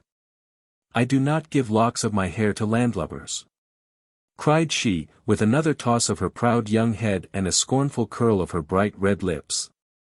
"A landlubber forsooth," he said, with an angry flash in his bold black eyes. "Who are you to speak so scornfully of a man of the land? One would think you were a maid of the sea." "I am," quoth she, twining the tress of her hair she had combed round her shell-pink arm. "No sea maid is half as beautiful as you," said Tristram Bird, incredulous of what the maid said. "But, maid of the sea or maid of the land, I love you, sweet, and I want to have you to wife." "What must be your master, sir?" said she, with an angry flash in her sea-blue eyes. "Love is my master, sweet maid," he said. "You are my love, and you have mastered me." "Have I?" said she, with a little toss of her golden head. "Yes," he said. "And now that I have told you you are my love, and I want you to marry me, you will give me a lock of your golden hair, won't you, sweet?" "I cannot," said she. "Give me one little golden wire of your hair, if you won't give me a lock," he pleaded, coming close to the edge of the pool. "I will make a golden ring of it," he said, "and wear it in the eye of the world." "Will you?" said she. "I will, my dear," he said. "But I will not give you a hair of my head even to make a ring with," said she. "Then give me one for a leading string," he said. "If you will, my charmer, you shall take the end of it and lead me whithersoever you will." "Even to the whipping post?" said she. "Even to the whipping post," he said. "So you will be my fair bride, won't ye, sweet? If you will consent to love me, I'll make you as happy as the day is long." "Will you?" cried she, with a warning look in her sea-blue eyes and a strange little laugh. "Yes," he said, thinking her answer meant consent. "And I've got a dear little house at Higher St. Saviour's, overlooking the river and Padstow town low in the valley." "Have you?" said she. "I have," he said. And the little house is full of handsome things, a chest full of linen which my own mother wove for me on her loom against the time I should be wed to a pretty maid like you, an oaken dresser with every shelf full of clome. 9 and a cozy settle where we can sit hand in hand talking of our love. You will marry me soon, won't you, sweet? The little house, and all that's in it, is waiting for my charmer. Is it? Cried the beautiful maid, taking up another tress of her golden hair, and slowly combing its silken length with her sea-green comb. But let me tell you once and forever, I would not marry you if you were decked in diamonds and your house a golden house, and everything in it made of jewels and set in gold. Wouldn't you? Cried Tristram Bird, in great amazement. I wouldn't, said she. You are a strange young maid to refuse an upstanding young man like me, he said, who has a house of his own, to say nothing of what is inside it. Why, dozens of fair young maidens up to Padstow would have me tomorrow if I was only to axe them. Then axe them, cried the beautiful maid, turning her proud young head, and looking out towards Pentyre, gorgeous in its spring coloring. But I can't ask any of them to marry me when I love you, cried the infatuated youth. You have bewitched me, sweet, and no other man shall have you. If I can't have you living, I'll have you dead.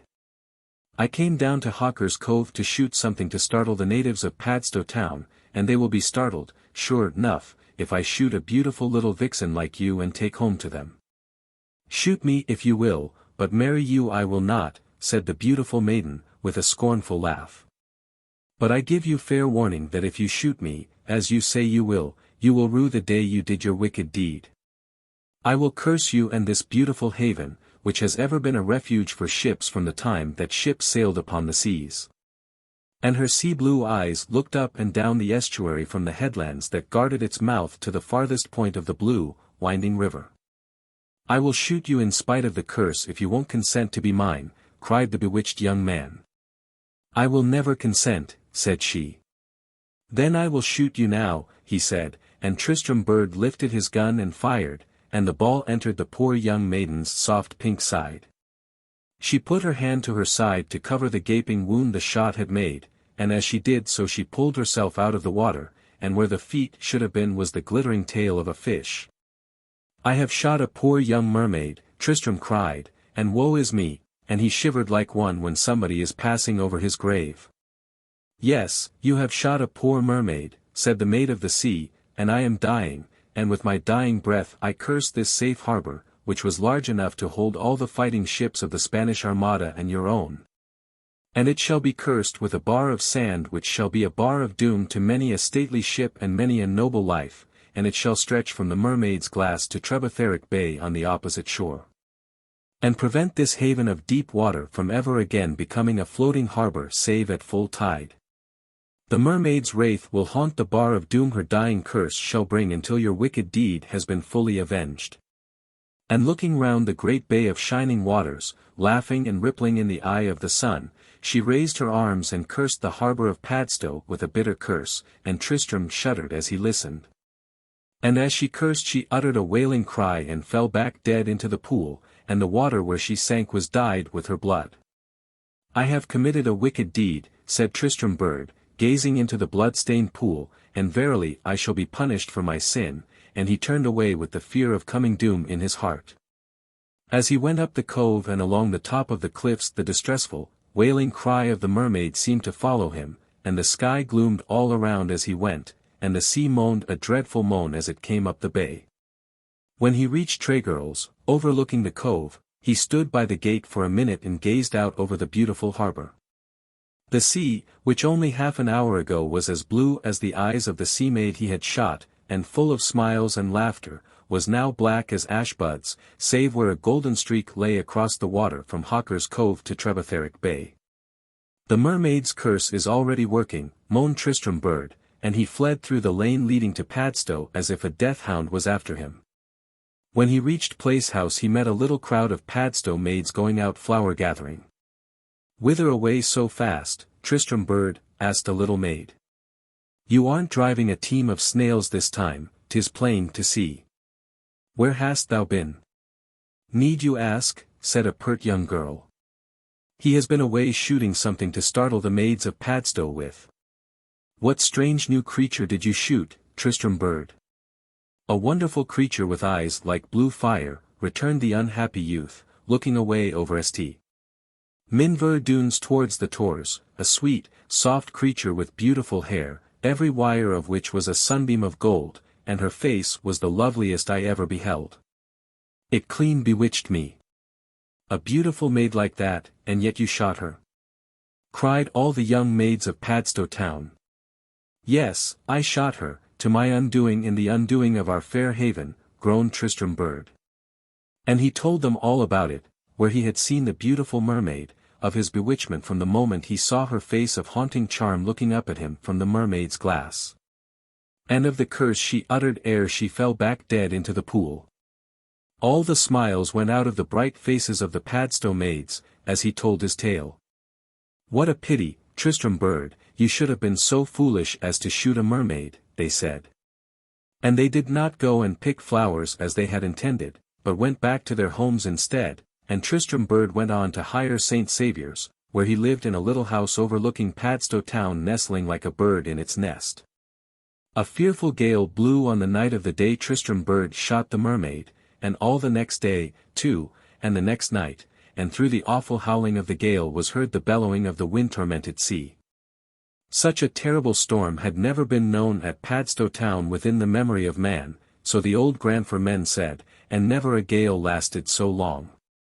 When the wind went down the natives of Padstow ventured out to see what the gale had wrought, and sad was the havoc it had made. And some went out to Chapel Stile, where a small chapel stood overlooking the haven, and what should meet their horrified gaze but a terrible bar of sand which the mermaid's curse had brought there. And it stretched from Hawker's Cove to the opposite shore, and what was worse, the great sandbar was covered with wrecks of ships and bodies of drowned men. It is the bar of doom brought there by the fearful curse of the maid of the sea whom I shot with my brand new gun, cried Tristram bird, who was one of the first to reach the stile when the wind had gone down. And he told them all, as he had told the Padstow maids, of what the mermaid had said before and after he had shot her. And because of the wicked deed I did, he said, I have brought a curse on my native town, and Padstow will never be blessed with a safe and beautiful harbour till the poor mermaid's death be avenged. There was a dreadful silence after Tristram bird had spoken, and the men and women of Padstow town gazed at each other, troubled and sad, knowing that what the youth, who had been bewitched by the mermaid's face, had said was true. For there below them was the great bar of sand dividing the outer harbour from the inner, and on it lay the masts and spars of broken ships and the lifeless bodies of the drowned.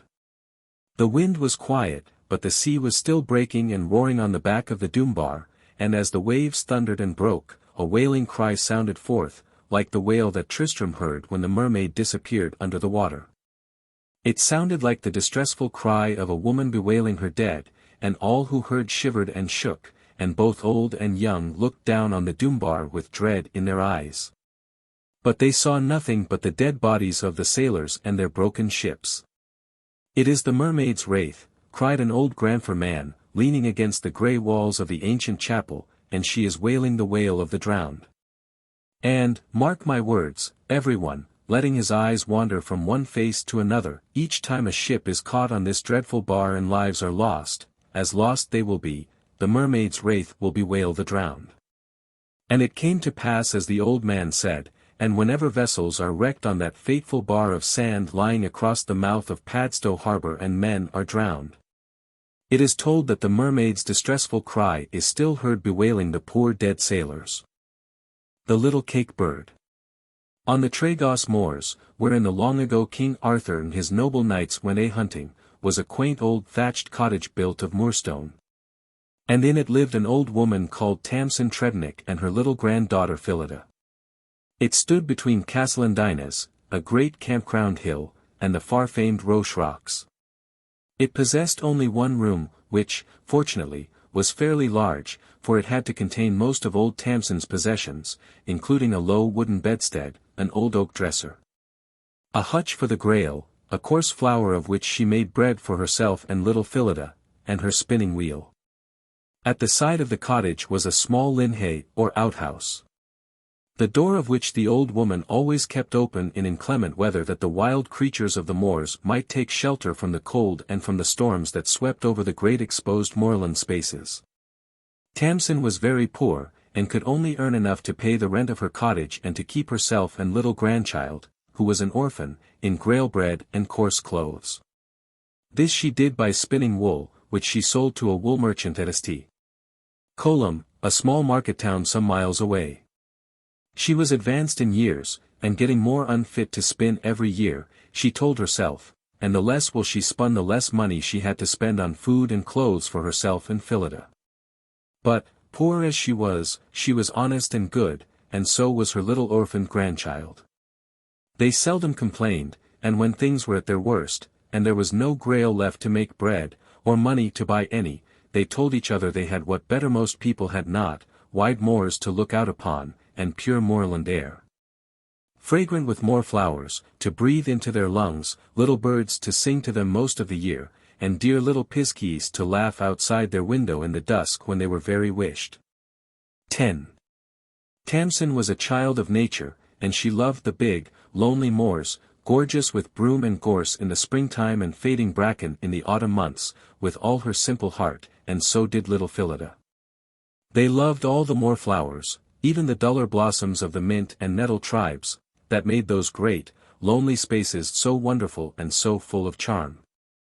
There was not a flower that broke into beautiful life on the moors but had a place in their hearts. They were their near and dear relations, they said, and as for the birds and other creatures that lived on the moorland, they were to them, as to St. Francis, their brothers and sisters, and even the Piskeys, the Cornish fairies, had a warm place in their affections. Not a great way from Tamsin's cottage was a large Piskey circle where the Tregeagle Piskeys danced when the nights were fine and the moon was up. And often when they danced the old grandmother and her little grandmaid would come out on the step of their door and watch them. They could see the Piskey circle quite distinctly from the doorstep, and the Piskey lights which the Piskeys held in their hands when they danced. But they never saw the Piskeys, for the dinky men, as Phillida called them, were very shy, and did not often let themselves be seen by human eyes. The old woman and the child never ventured near their circle when the small people were having their high flings, partly from a feeling of delicacy, and partly for fear of driving them away. The dinky men were as touchy as nesting birds, Tamsin declared, and said that if either she or Phillida spied upon them when they were having their frolics they would, perhaps, forsake Tregeagle more, which would have been a great misfortune. It was lucky, she said, to have the small people living near a house. So she and her grandchild were content to watch them dancing from a respectable distance. The place where the Piskeys made their circle was very smooth and soft with grass, and the circle lay upon the close, thick turf like a red gold ring. Behind the circle was a small granite boulder, and above the boulder a big furze bush, which burned like a fire when the furze was in bloom, and their little yellow hammers sang their little songs year in and year out. The Tregeagle Moor Piskeys were quite nice for Piskeys, and took a great interest in Phillida and her old grandmother. They never tried to Piskey-Laden them into the bogs and stream-works, of which there were many on the moors, nor set up Piskey lights to slock-eleven them into the Piskey circle, which, we must confess, they did to their betters when they had the chance. They were ever so sorry when they knew the Grail hutch was getting empty, which somehow they always did, and that Granny Tregeagle, as they called her, because Phillida did, had no money to buy Grail to fill it. And they hastened to the cottage and peeped through the window and keyhole to see if they were looking wished, and if they were they would begin to laugh in order to cheer them up and make them forget how hungry and sad they were. A Piskey's laugh is a gay little laugh, and as unfettered as the song of a lark, and anybody hearing it is bound to feel happy and gay, no matter how wished he happens to be before. Perhaps that is the reason the old saying, laughing like a Piskey, is so often quoted in the Cornish land. Old Tamsin and little Phillida always felt better when the dinky men came and laughed outside their door. Their laugh acted like a charm on the old woman, and often after the Piskeys came and laughed she laughed too, because she could not help it, and she would forget her aches and her pains, and would go to the spinning wheel and try to spin. She generally found she could, and soon spun enough wool to buy Grail to fill the Grail hutch. Tamsin suffered from rheumatism, and when the weather was very wet and raw on the moors her hands and feet were crippled with pain. She could not spin at all, and not even the Piskeys' gay little laughs could charm the pain out of them. One autumn and the beginning of the following winter were unusually wet, and the old woman's rheumatism was very bad, and, what was worse still, the dinky men went away from the moors. Where they had gone she did not know, and fervently hoped that she and Phillida had not offended them in any way. The hum of the spinning wheel was silent as the grave, the Grail hutch was empty, and they had to feed on berries like the birds. When things were at their worst the clouds left off raining, the weather brightened, the sun shone out, and the little brown Piskeys came back to the moors. Finding out how matters were in the little moorland cottage, they came outside the door and laughed their gay little laugh once more. They laughed so much and so funnily that Granny Tregeagle, weak as she was, couldn't help laughing to save her life. And when they saw her rise up from her chair and go over to the spinning wheel and make the wheel whirl, they were delighted and laughed again. The weather not only changed for the better, but warm soft days came, and the yellowhammers and the black and white stonechats must have thought summer had come again, and they sang their bright little songs. And the larks went up singing into the blue of the winter sky. Tamsin felt better than she had been for months, and became so well and cheerful, what with the brighter weather, the music of the birds, and the free laughter of the dinky men, that she was able to spin from morning shine till evening dark. And very soon she had spun all the wool she had. She sent it in a farmer's cart to St. Columb, and the farmer's man who took it for her brought back a great big bag of flour and some more wool to spin. But when that was all paid for, and the rent money put aside, all her earnings were gone, which made the good old woman very sad, for she wanted to make a little Christmas cake for Phillida. Christmas was on its way, and Phillida, like most children, looked forward to it. Why, she could hardly have told, except that it was the great festival of the Nativity, and that Granny always told her of the nice Christmases she had had when she was a croom 12 of a child, and that her mother always made her a Christmas cake with a little bird on top, to remind her of the great white birds which sang when the babe was born. When Christmas drew near Phillida could think and talk of nothing else but the beautiful Christmases Granny had had when she was a little maid, and of the Christmas cake with the little bird on top her mother had made for her. A few days before Christmas, as she and her grandmother were sitting down to their dinner of Grail bread, she said, "Christmas Eve will soon be here now, Granny. Do you think you can make me a little Christmas cake with a little cake bird on top like those you had? Ever such a dinky cake and ever such a dinky bird will do, Granny," she added, as the old woman shook her head, "just to see what a Christmas cake tastes like and the little cake bird looks like." "I would gladly make a cake and a little bird," said Tamsin, "if only I was rich, but I am afraid I can't afford to make even a dinky one. You can't buy sugar and spice and other things to make a cake without money, and I ain't got no money, not even a farthing." "Haven't you?" cried little Phillida, her sweet child eyes full of tears. "I am so disappointed, Granny. I did so hope you could afford just a dinky cake." "I had hoped so, too, child," said the kind old woman. "Never mind, I'll ask the Piskeys to come in and order you a little dream cake and a little dream bird." "What is a little dream cake, Granny, and a little dream bird?" asked the child. "The Piskeys used to come in through the keyhole to pass over the bridges of children's noses, when I was a little maid like you, to order their dreams. It would be ever so nice if they passed over the bridge of your nose and ordered you a little dream cake and a little dream bird." "But you can't eat cakes in your dreams," said little Phillida, "and you can't hold little dream birds in your hands." "Can't you?" cried Granny. "That's all you know about it. I will ask the dinky men to come through our keyhole to order your dreams the very next time they are outside our cottage."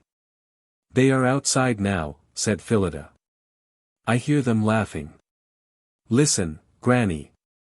And the old woman listened, and she knew that the child was right, and that the Piskeys were outside their window, for she too heard their laughter. "The dinky men be there right enough," said Tamsin, "and they are tickled about something, by the way they are laughing. P'raps they heard what you said about asking them to come in and order me a little dream cake and a little dream bird," suggested the little maid. I shouldn't wonder, laughed Granny, and I'm sure they'll be willing. I'll ask them now. And getting up from her wooden armchair, she went to the door and called softly, Little Piskeys, are you there? But the Piskeys made no response to the old woman's question save by a gay little laugh. If you be there, and can hear me, said Tamsin, I want to be so good as to come through my keyhole on the evening of Christmas Eve and pass over the bridge of Phillida's nose, and order her a little dream cake with a little dream bird on top. I shall be so obliged to if you will, for I am too poor to make the child a real cake and a little cake bird. When the old woman had said all this, such a burst of laughter broke on the winter air outside the cottage that Phillida rushed to the door and looked out. She could not see the dinky men, but their laughter was more than enough to tell her that they were there, and Granny said she was sure they had heard what she asked, and would do it gladly. As they stood on their doorstep they heard the sound of tiny tripping feet going away from the cottage in the direction of the Piskey circle, and as they followed the sound they noticed how bright the circle was on the soft green turf. It was a perfect day, one of those very rare days we are privileged to have once or twice in December month, and the moors were full of charm. The many pools on it were full of light, the boulder near the Piskey circle was diamond bright in the sunshine, and above it the furze was already breaking into golden blossom. The purple had pulsed out of the heath and the pink from the ling, but each little sprig was a marvel of brown, and showed up the silver lichen that splashed the brown. The bracken was brilliant in warm tones of orange and gold, the brambles were every shade of crimson and red, and the haze on the moors was like the bloom of the Hertz 13 which still supplied food for the birds on the hills. In the direction of Roche, where the great Roche rocks stand in lonely solitude, 680 feet above the level of the sea, with the ruins of the little chapel dedicated to holiest Michael on their summit, a lark went up singing into the blue, for larks, as most observers of nature know, are seldom out of song. The yellow hammers were as bright as the brightly colored bracken, and sang their cheerful little lays from bramble and bush, and the streams rippled over the moors. The old grandmother and her little grandmaid stood on the doorstep taking in the quiet beauty of the moors. They even went out onto the moor, and turned their gaze towards the Roche rocks to see if they could see the little skybird. After listening 10 minutes or longer to the lark and other birds, and to the Piskeys laughing, they returned to the cottage. Fine weather seldom lasts long in winter time, and when Christmas Eve came it was bitterly cold. A bitter wind blew over the moors from the north, which brought snow in its wake, and Phillida said the old woman was up in the sky picking her goose and throwing down the feathers as fast as she could throw them. The child, who was healthy and strong, did not mind the cold, and she liked watching the feathers of the great sky goose whirling down on the hills and moors. But she was somewhat afraid the dinky men would not come over the snow to order her dreams. But her grandmother told her that she was certain the small people no more minded the cold than she did, and would be sure to come in through the keyhole when they were in bed and asleep.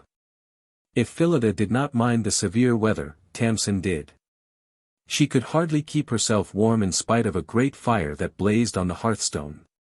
Whatever else she and the child lacked, they always had a good fire to sit by, for the moors supplied them with furs and other firewood.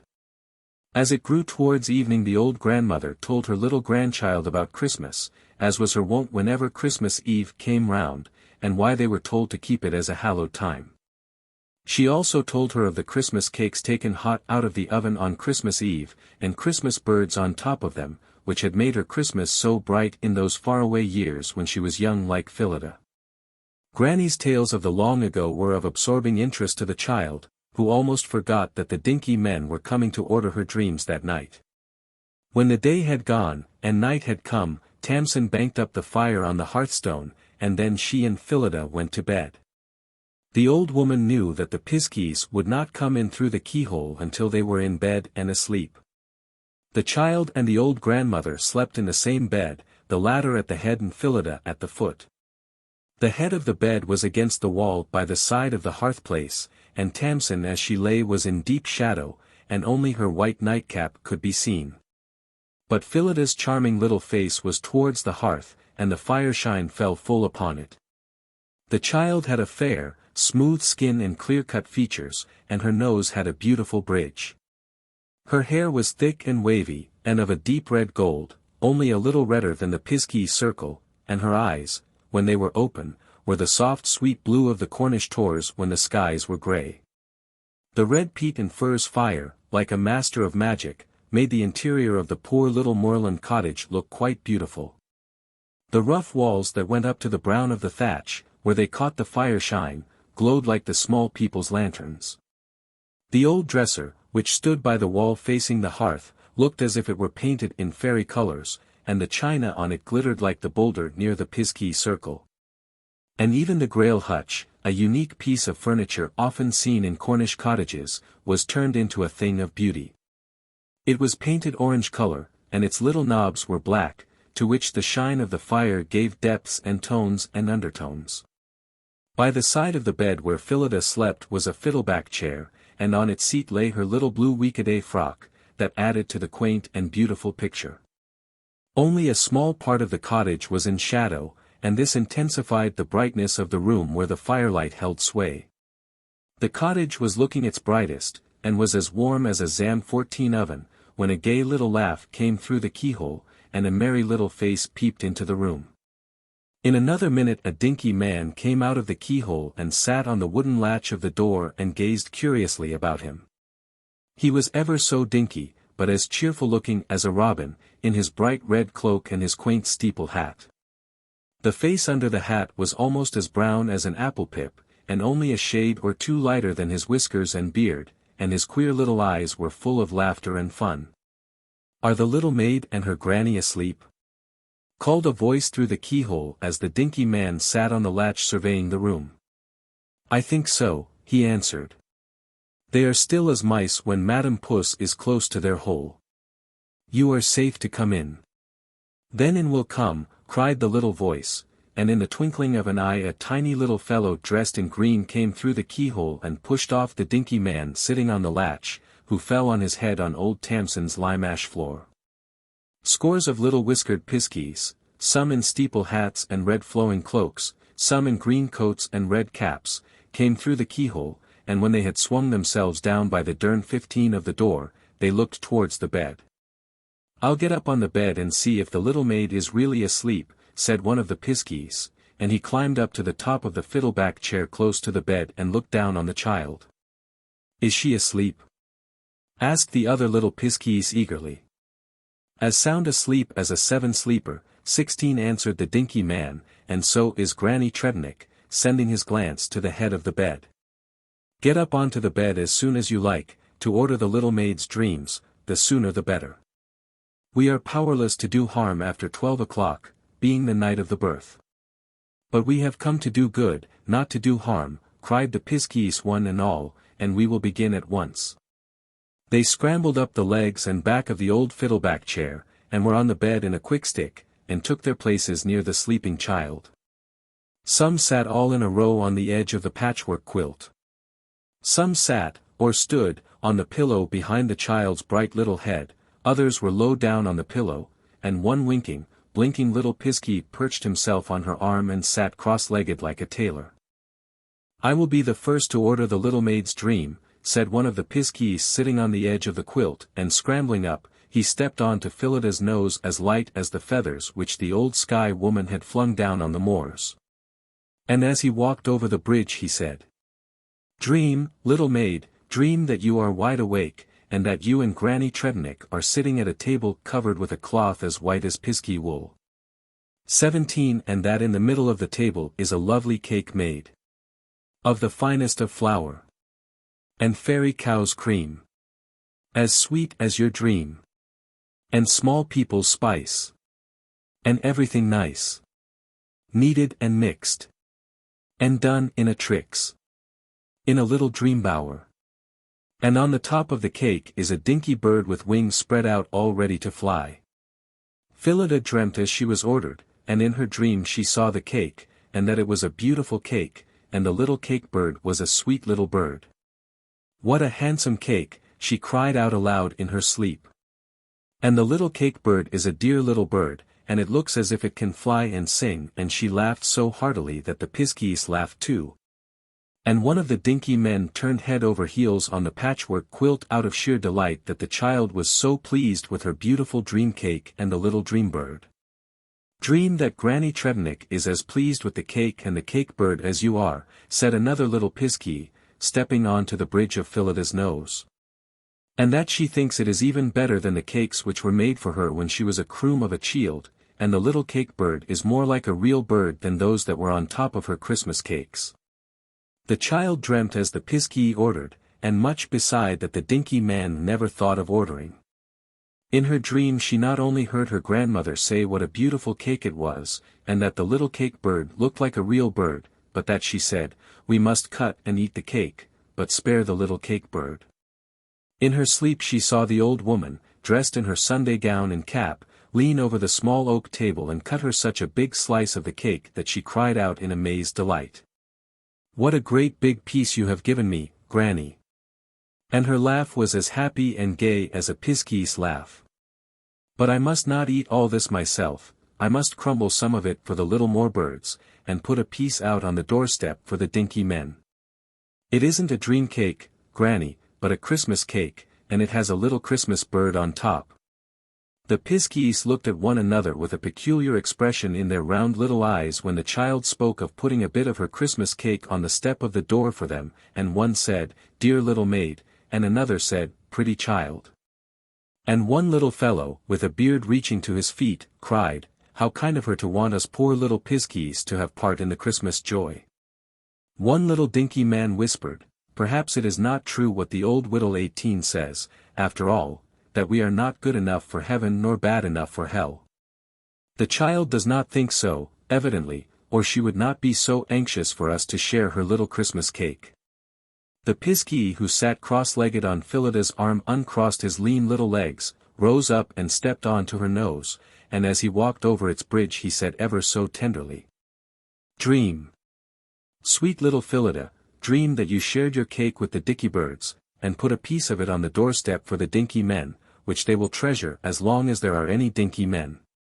The child dreamt as she was ordered, and when she had put a bit of the cake on the doorstep for the Piskeys, she saw in her dream a crowd of dinky men in quaint little green coats, and caps as red as bryony berries, and tiny fellows in red cloaks and green hats, come and take up the cake with solemn faces and bent heads, and carry it away over the moors towards the Piskey circle. When they had gone, she stood on the doorstep looking out over the moors, white with the feathers the old sky woman had thrown down. Then she lifted her sweet little face to the sky, and saw that it was free from clouds and full of stars, which, she thought, were chiming the wonderful news of the Nativity. She was so happy listening to the music of the Christmas stars that she forgot she had not tasted her cake till a little Piskey sprang on to her nose to turn her dream. "Dream that you are come over to the table and eating your cake," he said, slowly passing over the bridge of her nose. "How can I dream that when I am out here on the doorstep listening to the ringing of the star bells?" murmured the child in her sleep. "I wonder if the dinky men like listening to the star bells' music. They are ringing up there in the dark because the babe was born and laid in the cratch. We shall never get her to dream our dreams if we let her stay there on the doorstep," cried the Piskeys, looking strangely at one another. "We never had such trouble to make a child dream our dreams before." "Dream your poor old granny feels the cold from the open door," said a dinky man, jumping on to Phillida's nose with all his weight, which caused her to jerk her head in her sleep, and made the dinky man lose his balance. And over he toppled on the heads of his tiny companions sitting at the bottom of the pillow near the child's soft white neck, much to the amusement of the other Piskeys and his own. They laughed so much, including the wee fellow who was heavy-heeled, that he could not order the dream, and a Piskey, when he could stop laughing for a minute, jumped up and stepped on to Phillida's nose. And as he passed over its bridge he said, "Dream that you shut the door on the cold and the sky goose's feathers, and come back to the table." And Phillida reluctantly dreamt as the dinky man ordered, and in her dream she saw herself sitting at the table facing her grandmother, who was munching a bit of the cake and smacking her withered old lips. "This is a lovely cake, child veen. 19 we must eat every crumb of it, for we shall never have such another." Phillida was glad her granny liked the cake, and she began to eat the generous slice the old woman had given her, and as she ate it she thought it was so delicious that she must go on eating cake for ever and ever. "I shan't want to eat grail bread after this," she said, laughing out loud in her sleep. "I shall always eat cake made of fairy cow's cream. And every good thing." She was enjoying her dream cake so very very much in her sleep that the dinky men would have liked her to go on eating it, but the quick ticking of Tamsin's clock told them that time was flying, and they had not yet finished ordering her dreams. "Dream, little Phillida, dream that you and Granny Tregeagle have eaten all the cake, and there is nothing left but the little cake bird," said one of the dinky men passing over the bridge of her nose. "And that Granny says the little cake bird is yours." Phillida dreamt all that, and in her dream her grandmother said, in her kind old voice, "The little bird on the top of the cake belongs to the child of the house, and Phillida is the only child in my little house. Take the cake bird, Phillida, my dear," and Phillida took it and held it in her little warm hand. As she was holding it thus a Piskey stepped lightly as a ladybird onto her nose, and as he passed over its bridge he said, "Dream, Phillida, dream that your little cake bird is alive and wants to fly and sing." And the child dreamt that the little cake bird was alive, and was fluttering in her little warm hand, and then it flew out of her hand up to the thatch, and began to sing a wonderful song. "What is my little cake bird singing?" asked Phillida in her sleep. "It is singing it is a fairy bird," said a dinky man, passing over the bridge of her nose, "and that it is going to sing with other little fairy birds in the dinky people's land." "I don't think my little cake bird is singing it is a fairy bird and going to sing in the dinky people's country," said the child in her sleep. "Its song is much too happy and beautiful for that. What is it singing? Please tell me. I do want to know." "Can't you tell me?" she asked as the Piskeys looked at one another. "Ah! I know now what its song is about. My little cake bird is singing a little song because it is a little Christmas bird, and was on top of a Christmas cake. Isn't it a lovely song? It has changed its tune now, and it is singing a golden song about the babe who was born on Christmas Day in the morning. I am a little Christian child and know. Listen, listen," she cried, clasping her hands and lifting her sweet child face to the thatch. "Isn't it wonderful? It thinks it is a little golden bird, and one day will sing with the great white angel birds Granny told me about. Somebody far greater than we little Piskeys is ordering Phillida's dreams," said the dinky men one to another, "which are much more beautiful than we can order." Just then old Tamsin's clock struck the midnight hour, and the Piskeys got off the bed, went across the room, climbed up the durn of the door and out through the keyhole onto the moors. And in a little while they were hastening over the snow-covered turf to the Piskey Circle, which was a big round door to the dinky people's land under the moors. The Impounded Crows. A small boy called Jim Nankero was sitting one day eating a pasty on top of the Crow Pound, a large enclosure built on a common by the far-famed Saint Neot to impound the pilfering crows of the parish that bears his name. Jim was the son of a thatcher, and he was waiting to accompany his father to a distant hamlet to help him to thatch a cottage. He looked a nice little lad in his clean white smock and nankeen breeches and soft felt hat, much the worse for wear, shading his bright young face and clear blue eyes. As he was waiting for his father and eating his pasty, which his mother had given him for his dinner, he saw a crow flying over Goonzion Downs, of which the Crow Pound Common was a part. As he watched it he thought of the pilfering crows which, according to the old tale, little St. Neot impounded there from morning till evening on Sundays, that his people might go to church undisturbed by fear of the great black thievish birds which ate up the corn sown in their fields. Jim had often heard this story from the old people of the parish, and whenever he saw a crow he wondered if it were a relation of the wicked crows their patron saint had impounded.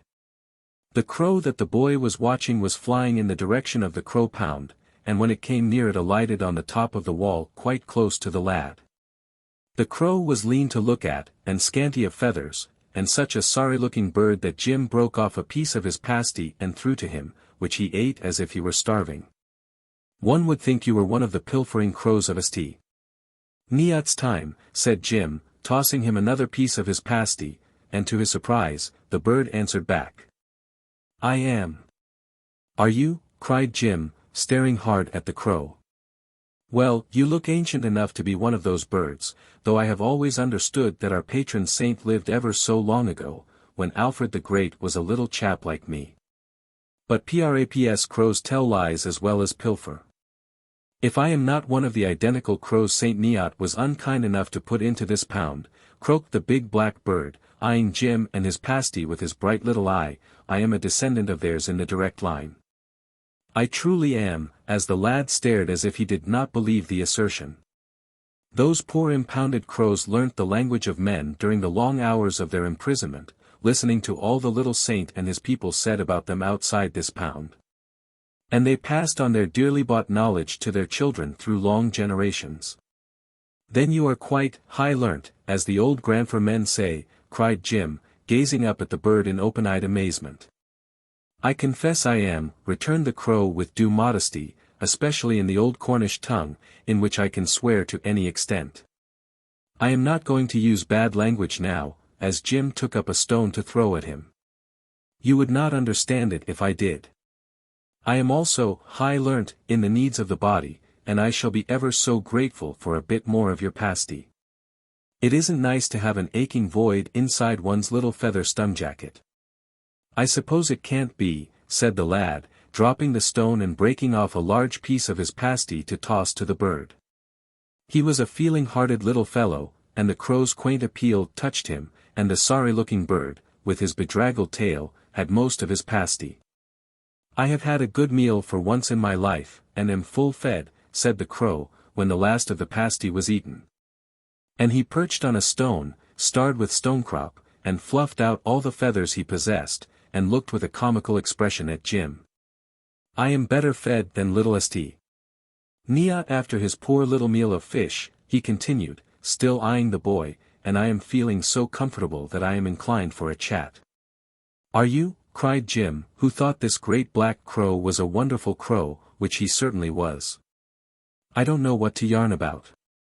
"I do, then," answered the bird quickly. "I suppose you have heard the old whittle 20 how the little Saint Neot put the poor crows into this pound." "Yes, I have heard about it from the grandfer men and granny women here at Churchtown," said Jim, turning his face towards a little village close to the church which he could just see from where he was sitting. "But they never made much of a story of it. Didn't they?" "Then perhaps you would like to hear the crow's version of the old tale," said the crow. "It will tell you that their morals were not so black as the farmers in this parish made out to the holy man." "I don't mind, if you are quick about it," said Jim. "I am going to a farm with my father to help him do some thatching when he has finished his dinner. I cannot be driven after such a heavy meal of pasty," croaked the crow, "and if I may not take my time, I won't tell it at all." "As you like," cried Jim with fine indifference. But the bird was anxious to tell the whittle, and he began. "We crows always considered it within our right to take what we could," said the crow, "and pilfering, as the farmers hereabouts were pleased to call it, was the only way the crows had of picking up a living, and they watched their opportunity to take what they needed to satisfy their hunger when the farmers were not about. But back in those faraway days when Saint Neot dwelt here to try and make people good, times were dreadfully bad, especially for crows. The people were all tillers of the land in those days, and lived by the sweat of their brow, as crows did by pilfering. There was no other way open to them, and the farmers had their eyes on the land and on us poor hungry birds from dawn to dark, except on the rest day. And the only chance the crows had of filling their stomachs was on Sunday, when the people went to church. The starving crows looked forward to Sunday as only poor starving birds with empty crops could, and the moment one of the elder crows gave the signal, which he did in the crow way, they all flew off to the corn-sown fields. And had a regular feast. My word! And didn't they feed? They picked out with their sharp beaks every grain of corn they could find. When the farmers found out the hungry crows had eaten up all the corn they had sown, there was the black man to pay, and the poor crows were anathematized from one end of the parish to the other. The farmers rezzoed their fields, but they took good care to watch and see that the crows did not rob them of their toil. And they were always about the corn-sown land, Sundays as well as weekdays, and the crows had to go supperless to bed, and little Saint Neot had to preach to bare walls. The saint was greatly distressed at his people's neglect of their religious duties, and he told them how wicked it was to stay away from church. The people said they were sorry, but declared it was the fault of the pilfering crows. "The pilfering crows," cried the holy man, "what have the crows to do with your stopping away from the house of God?" "Everything," answered the farmers, and they told little St. Neot that whenever they sowed bread corn in their fields the wicked crows came and ate it all up, and that if he could not prevent them from doing this wickedness, they must keep away from church and watch their fields. "We and our children must have bread to eat," they added, which was true enough, true for crows as well as men. The holy man was very much grieved to hear the cause of their not coming to church, and he said he would devise some means to prevent the crows from robbing the fields whilst they were attending to their worship. St. Neot was as good as his word, and it was noised about in the parish that he was building a great square enclosure of moorstone and mould about half a mile from the church. And when it was finished, he told his wondering people it was £1 for crows, which he meant to impound on Sundays from dawn till dusk, so that the farmers might come to church and worship without having their minds disturbed by fear of those black little robbers eating their corn. There was a fearful to-do among the poor hungry crows when they learned what Saint Neot had done, and although they knew they were within their right to steal when they were hungry, and they were always hungry, poor things, they were sorry they ate up the corn the farmers had sown, and every crow looked forward to the coming rest day with fear and trembling. Well, Sunday came, as Sundays will, continued the crow, and before the sun had risen little St. Neot made known his will to the crows that they were to come to be impounded, and such power had the saint over beast and bird that the crows had no choice save to obey, and long before St. Neot's bell rang out to call his people to worship in the little church which he had built for them by the aid of his 2-deer team and 1-hare team, all the crows in the parish came as they were bidden to be impounded in the crow pound. And, my gracious, what a lot of them came! There were crows of all sorts and conditions, all ages and sizes. There were great-great-great-grandfer and granny crows. There were great-great-grandfer and granny crows. Great-grandfer and granny crows by the score. Granny crows by the 100. Mammy and daddy crows by the 1,000. And as for the children, and great-great-grandchildren, they could hardly be counted. Even poor little baby crows, just able to fly, were there. The crow pound was chock full of crows, and all the place was as black as Saint Neot's gown. And as for the noise they made, it was enough to turn the holy man's brain, but it didn't. The little saint did not expect to see so many crows, it was certain, though he expected a goodly number, by the big enclosure he had made, and the old tale says that, when he saw so many birds, he exclaimed with uplifted hands, "My goodness! What a lot of crows!" And he looked round at this great assemblage, all in respectable black, in open-eyed amazement. The people who came flocking to church when they heard that the crows were safe in the crow pound were almost as astonished as St. Neot to see such a big congregation of birds. The church was too far away from the pound for the crows to hear the little saint preaching, but when the wind blew up from Churchtown they could hear the singing, and to show you they were not so bad as the farmers made out to the holy man. They croaked as loud as ever they could when Mass was sung, and were as silent as the grave during the time St. Neot was preaching. Every year, from sowing time till the corn was reaped and safe in the barn, the crows were impounded every Sunday from the early morning till evening whilst little Saint Neot lived. "Is that all?" asked Jim, who listened to the crow's version of the old tale till it was finished. "Yes," answered the great black bird with a croak, and when he had said that he took to his wings and flew away as fast as he could fly over Goonzion Downs, the way he had come.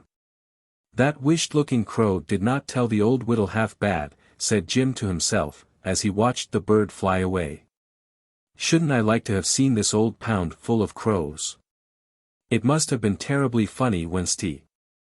Neot looked in upon them and cried, 'My goodness! What a lot of crows! It must have been as good as a Christmas play. There, father is coming. That sharp-eyed old crow must have seen him climbing the hill. The Piskeys Revenge. Once upon a time, so the old story begins, there were an old man and his wife called Grandfer and Granny Nankervell, who lived on a moor, and a small granddaughter who lived with them. Jennifer was the name of this little girl. She was a small brown child. Brown as a piskey, her grandfather said, but, brown as she was exceedingly pretty. Her lips were as red as the reddest of berries, and the glow on her cheeks matched her lips. Her grandfather was a turf cutter, and most of his days had been spent cutting turf on the Cornish moors. When this old man was between 60 and 70 he cleared out a whole bog, which happened to be a piskey bed. The piskies never liked their sleeping places to be disturbed, and when they found out Grandfer Nankervell had done it, they were very angry, and set up piskey lights to lead him astray when he came home. But they did it in vain as far as he was concerned. The old turf cutter was very learned in piskey's wiles, and never ventured across the moors without wearing one of his garments inside out, and this made him piskey-proof. Which means that the piskies had no power to harm him or to lead him out of his way. But the sly little people knew a thing or two as well as Grandfer Nankervell, and when they found out that their piskey lights failed, they set their sharp little wits to work to do him harm in some other way. After much watching they discovered that the old turf cutter had a weakness for sweet things, and that the greatest treat his wife could give him was sugar biscuits of her own making and a big plate of junket. They also found out that Granny Nankervell, whenever she made these delicacies, put them overnight into her spence 21 for safety. They made up their minds that they would punish the old turf cutter for taking away their nice soft green piskey bed by doing him out of his junket and biscuits, and they told some distant relations of theirs, the Fairy Moormen, to keep an eye upon the spence window, and whenever they saw Granny Nankervell bring a bowl of junket and a dish of biscuits into her spence, they must come with all speed and tell them. "We'll watch too," they said, "but in case we are away dancing or setting up piskey lights, you must watch for us," which the tiny moormen were quite pleased to do. But the moor fairies watched in vain for many a week, and just as they were beginning to fear that Granny Nankervell was never going to make any more biscuits and junket for her husband, she set to and made some. And when they were made she took them into the spence, as she always did. The spence opened out from the kitchen, and was quite a little room in itself, with a tiny window facing the moors. In front of the window was a stone bench, and near it a square oak table.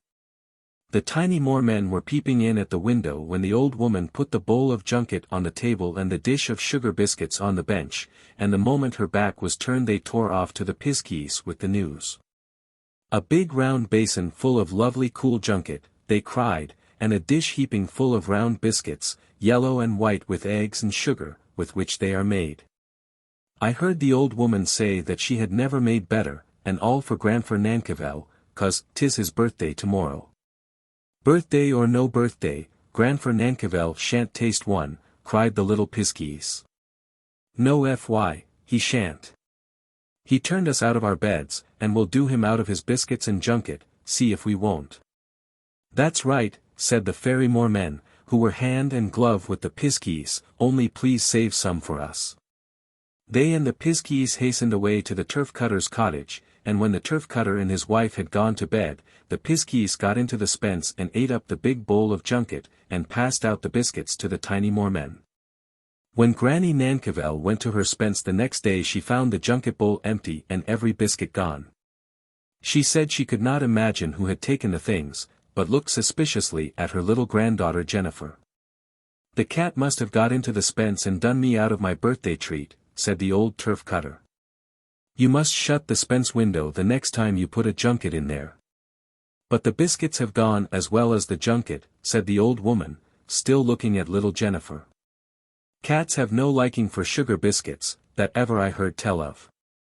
The next time Granny Nankervell took biscuits and a junket into her spence she shut the window and also the door, but when she got up the following morning and went to see if they were safe, lo and behold, the junket bowl was again empty and the biscuits were gone. "'Tis a two-legged cat who has eaten up my beautiful biscuits and junket," she said to her husband, and she turned and looked at little Jennifer. I am not the two-legged cat who ate up all the nice things you made for grandfer, cried the child, meeting the old woman's glance with her honest brown eyes.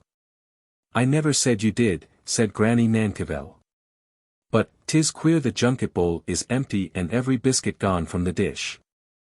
I expect it was a dog which got into the spence and licked up the junket and ate the biscuits, put in the old turf cutter. I would lock and bar the spence door, if I were you, the next time I put such nice things in there. I will, she said. The next time Granny Nankervell made biscuits and a junket she barred the window of the spence and locked the door, and the next morning, before Jennifer dressed, she went to see if her junket and biscuits were all right. But the little round biscuits, which she had so carefully made and sugared, were every one gone, and the junket bowl was quite empty, and as dry as a bone.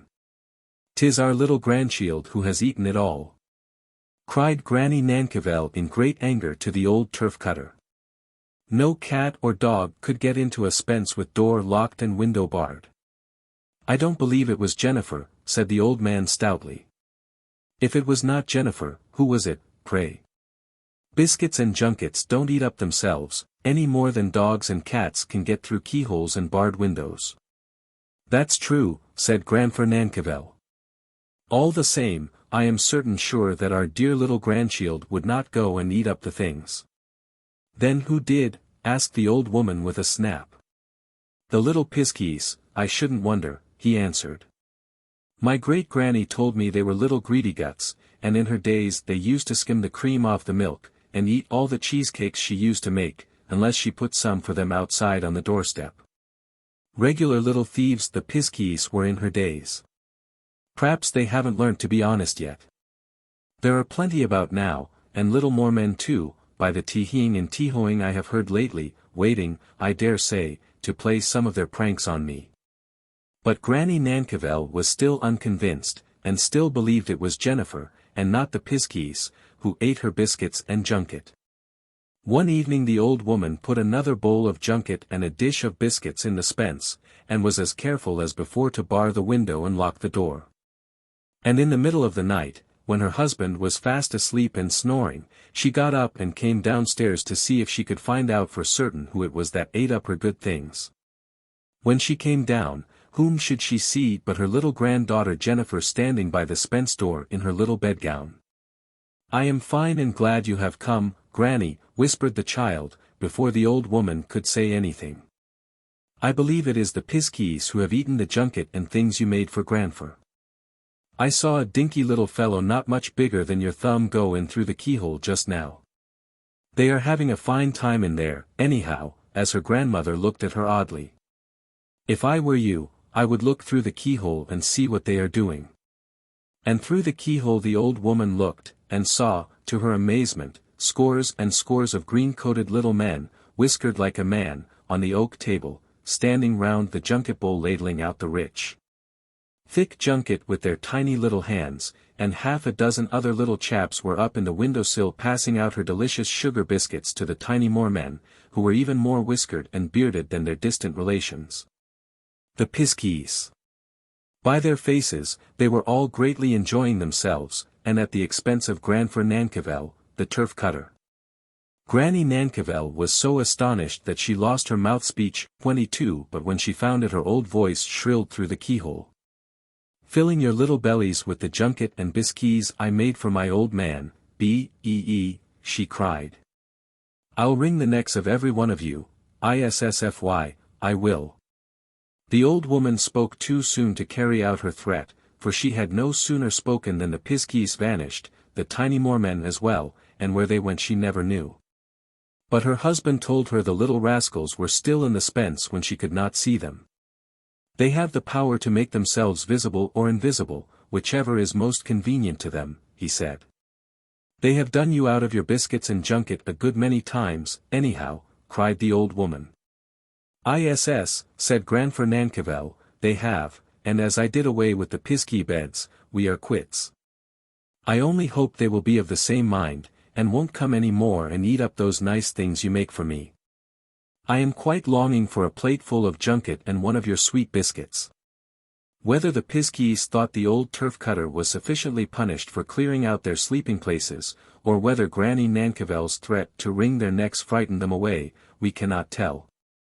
At all events, they and the tiny moormen kept away from the cottage on the moor, and whenever the old woman made sugar biscuits and sweet junket, and put them in the spence, no two-legged cat, moorman or Piskeys ever ate up those specially made dainties. And little Jennifer's honesty was never again doubted. The Old Sky Woman. When winter brought the cold north wind, and the snowflakes began to fall, the little North Cornwall children were always told that the old woman was up in the sky plucking her goose. The children were very interested in the Old Sky Woman and her great white goose, and they said, as they lifted their soft little faces to the grey of the cloud and watched the feathers of the big sky goose come whirling down, that she was a wonderful woman and her goose a very big goose. "I want to climb up to the sky to see the old woman plucking her goose," cried a tiny boy, and he asked his mother to show him the great sky stairs. But his mother could not, for she did not know where the sky stairs were. So the poor little boy could not go up to see the Old Sky Woman plucking the beautiful feathers out of her big white goose. "Where does the old woman keep her great white goose?" asked another child, with eyes and hair as dark as a raven's wing, as he watched the snow-white feathers come dancing down. "In the beautiful sky meadows behind the clouds," his mother said. "What is the Old Sky Woman going to do with her great big goose when she has picked her bear?" queried a little maid with sweet, anxious eyes. "Stuff it with onions and sage," her grandfer said. "The Old Sky Woman sweeping out the sky goose's house." "What will she do then with her great big goose?" the little maid asked. "Hang it up on the great sky goose jack and roast for her Christmas dinner," her grandfer said. "Poor old goose!" cried the little maid.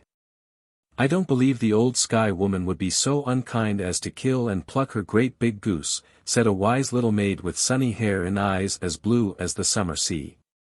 "Winter-time is the sky goose's molting time, and the Old Sky Woman is sweeping out the sky goose's house with her great sky broom. And the white goose's feathers are flying down to keep the dear little flowers nice and warm till the north wind has gone away from the Cornish land." "Perhaps that is so, dear little maid," her grandfer said. Reefy Rum. A small girl called Nancy Parnell came down from Wadebridge to Padstow one St. Martin's summer to stay with her granny. The granny was old and weak in her legs, and could not take her granddaughter out to see the sights of the little old world town, with its narrow streets and ancient houses, so the child had to go by herself. When she had seen all there was to be seen in the town, she went up to look at the church, of which she had heard from her mother, who was a Padstow woman, and the quaint little figures on the buttresses of the south wall. It was between the lights when she got there, but she could see the carved figures quite distinctly, which were a lion with its mouth wide open, a unicorn with a crown encircling its neck, and a young knight, standing between them, holding a shield. And when she had taken them all in, she repeated a funny old rhyme which her mother told her she used to say when she was a little maid and lived at Padstow. The rhyme was as follows. Reefy Rum. Without teeth or tongue. If you'll have me. Now I am a come. The rhyme, a taunt and an invitation in one, was very rude, and so was the little girl who repeated it. But the lion, the unicorn, and the little knight did not take any notice of her, and looked straight before them as they had done ever since they were carved on the wall. But Nancy was somewhat afraid of the effect of the rhyme on those quaint little figures, especially on the open-mouthed lion, who had no sign of teeth or tongue. And she ran round the great square turreted tower, and took refuge under the pentise roof of the gateway, and sat on the bench to see if they would leave their stations on the wall and come after her, but they did not. The little stone knight and the two animals had a strange fascination for the little Wadebridger, and the next evening again found her in the beautiful churchyard gazing up at them with her bright child eyes. And as she gazed she repeated the same rude rhyme. Reefy Rum. Without teeth or tongue. If you'll have me. Now I am a come. But they took not the smallest notice of her, nor of her rhyme, and the young knight did not lift as much as an eyelash. But the child, now the rhyme was said, was even more apprehensive than ever of the effect it might have, and ran round the tower and again took refuge in the old gateway, and waited to see if they would come down from the wall and try to catch her. But they never came. The last evening of her stay at Padstow, Nancy went once more to the churchyard to have another look at the figures, and to taunt them with having no teeth or tongue. It was not quite so late as the first 2 evenings she had come thither, and the robins were singing their evensong in the churchyard trees. As she stood staring up at the figures, a shaft of light from the sun setting between the trees fell across their faces. And the eyes of the little knight seemed to look down in sad reproach at the rude little maid as she again repeated the rhyme, which was even ruder than she knew. Her voice was shrill and loud, and was heard above the robin's cheerful song. She had hardly finished the rhyme when she saw the lion move from his place on the wall, followed by the unicorn and the young knight, and come sliding down. She did not wait to see them reach the bottom, for she took to her heels and ran for her life. But she could hear the figures carved in stone coming after her as she flew round the tower, and her heart was beating faster than the church clock when she reached the gateway. The gate, fortunately for her, was open wide, and she caught hold of it, and banged it behind her as the lion with his gaping mouth came up to it. She looked over her shoulder as she turned to run down the street, and she saw the 3 figures all in a row, the young knight in the middle holding his shield, gazing at her through the round wooden bars of the gate. The lion looked savage, and but for the brave little knight with his pure young face, who seemed to have a restraining power upon both animals, he might have broken the bars and come through the gate and made small bones of the child who had invited them 3 times to come down and have her. The little Wadebridger ran back to her granny, and told her about the rhyme she had said to the little stone figures on the wall of Padstow Church, and how they had come down and run after her to the gate. Her good old granny said it would have served her right if they had broken the gate and got her. "A lesson to you, my dear," she cried, "never to be rude to man or beast, especially to figures carved on church walls." The 3 little stone figures stood all in a row on the gate step till the child was out of sight, and finding she did not return, they went back to their places on the buttresses of the grey old church, and there they are still.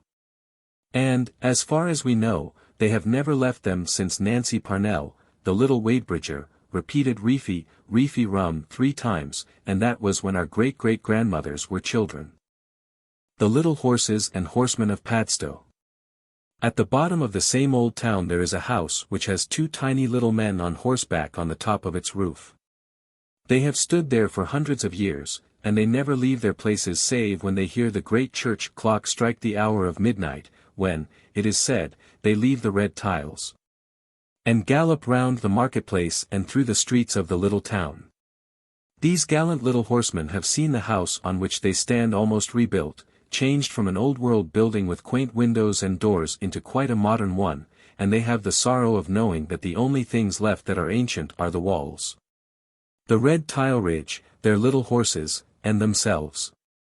Long generations of Padstow children have seen these quaint little men on horseback, and many a question have they asked concerning them. But the only thing they ever learnt was that whenever they hear the church clock strike 12 in the middle of the night they come down from the roof, gallop round the market, and through the streets, as we have just said. But as children are generally in bed at that late hour, none were ever fortunate enough to see them do this wonderful feat, except little Robin Tregarthen, the son of a toymaker. And it happened in this way. One evening when Robin was about 9 years old his father and mother went to a party. And as it was a party only for grown-up people, they left him at home asleep in bed. Robin slept sound as a ringer till just before 12, when he awoke, and finding he was alone in the house, he crept out of bed, opened the front door, which was under the roof, and went out and stood on the top of an external stone stairway which led down to the marketplace. The house where he lived was as quaint and old as the one on which the little men rode so gallantly, and it faced it. As he stood at the head of the steps the church clock began to strike the hour of midnight. It had only struck 4 or 5 when he remembered what he had heard about those wonderful little horsemen and their steeds, and he looked across the market to see if what he had been told about them was really true. He could see the house quite plainly, and the little horses and horsemen, for it was a clear night and full moon. The moment the clock had done striking, Robin saw to his great delight the two little men on their two little horses leave the housetop and leap into the street, and go galloping round and round the marketplace as his parents assured him they did when they heard the clock strike 12. The little horses galloped so funnily, and the tiny riders sat so bolt upright on their quaint little steeds, that Robin laughed to see them, and said they looked exactly like the wooden toy horses and horsemen in his father's shop. And as they went galloping that queer little gallop, he clapped his hands and cheered like a Cornish man. The tiny little horsemen took no notice of the excited boy on the top of the stairs, and the moment they had finished their gallop round the old market they came through the narrow opening at the foot of the stairs, and galloped away up the street as fast as they could. So excited was little Robin Tregarthen when he saw the tiny horsemen gallop away that he flew down the steps and tore after them, quite forgetting that his feet were bare, and that he had nothing on save his little white nightshirt. He ran very fast, but fast as he ran, he could not overtake those swift little horses, and by the time he got to the bottom of Middle Street they were nearly at the top. When they reached the head of that street the tiny horsemen pulled up their horses for a minute outside an ancient-looking house with a porch room set on wooden pillars, and then they turned up Workhouse Hill and disappeared. Robin ran faster than before, and the tails of his little nightshirt flew out behind him on the wind as he ran.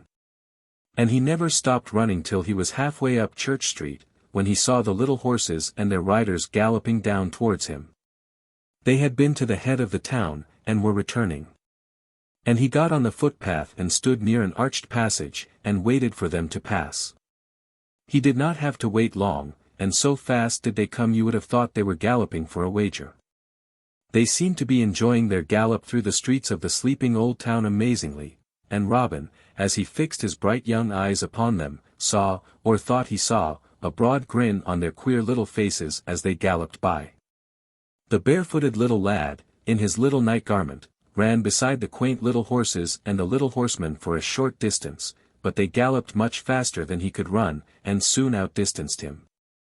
And, run as hard as ever he could not overtake them, but he heard the ringing of the tiny horses' hoofs on the hard road as they went galloping down through the town. When he reached the bottom of the town and the house where the little men and their horses usually stood, he glanced up, and to his surprise saw them standing on the tile ridge, looking as if they had never left it. Robin gazed at them till he began to feel cold, and then he went back across the market to his own house. And half an hour later, when his father and mother came home from the party, they found him fast asleep on one of the steps with his toes tucked up under him. The funny little horses and little horsemen did hear the clock strike 12, and galloped round the market and through the town same as you told me, said Robin in a sleepy voice, when his father picked him up and carried him into the house. I saw them with my own eyes, and I ran after them up as far as Church Street. They galloped so funnily and so fast, I am glad I saw them.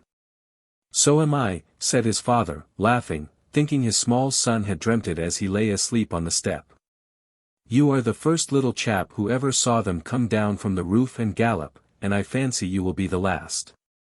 Little Robin Tregarthen may have been the first to see them gallop as his father said, but he may not be the last, for the quaint little horses and horsemen are still on the roof of the house. And it is told that they still gallop through Padstow streets, and round what once was the market, when they hear the church clock strike 12. How Jan Brewer was Piskey-Laden. The moon was near her setting as a tall, broad-shouldered man called Jan Brewer was walking home to Constantine Bay to his cottage on the edge of a cliff. He was singing an old song to himself as he went along, and he sang till he drew near the ruins of Constantine Church, standing on a sandy common near the bay. As he grew near the remains of this ancient church, which were clearly seen in the moonshine, he thought he heard someone laughing, but he was not quite sure, for the sea was roaring on the beach below the common, and the waves were making a loud noise as they dashed up the great headland of Trevose. I was mistaken, 'twas nobody laughing, said Jan to himself, and he walked on again, singing as before. And he sang till he came near a gate, which opened into a field leading to his cottage, but when he got there he could not see the gate or the gateway. I was so taken up with singing the old song, that I must have missed my way, he said again to himself. I'll go back to the head of the common and start afresh, which he did. And when he got to the place where his gate ought to have been, he could not find it to save his life. "I must be clean mazed, 23," he cried. "I have never got out of my reckoning before, nor missed finding my way to our gate, even when the night has been as dark as pitch. It isn't at all dark tonight. I can see Trevo's head, looking across the bay, and yet I can't see my own little gate. But I ain't going to be done, I'll go round and round this common till I do find my gate." And round the common he went, but find his gate he could not. Every time he passed the ruins of the church a laugh came up from the pool below the ruins, and once he thought he saw a dancing light on the edge of the pool, where a lot of reeds and rushes were growing.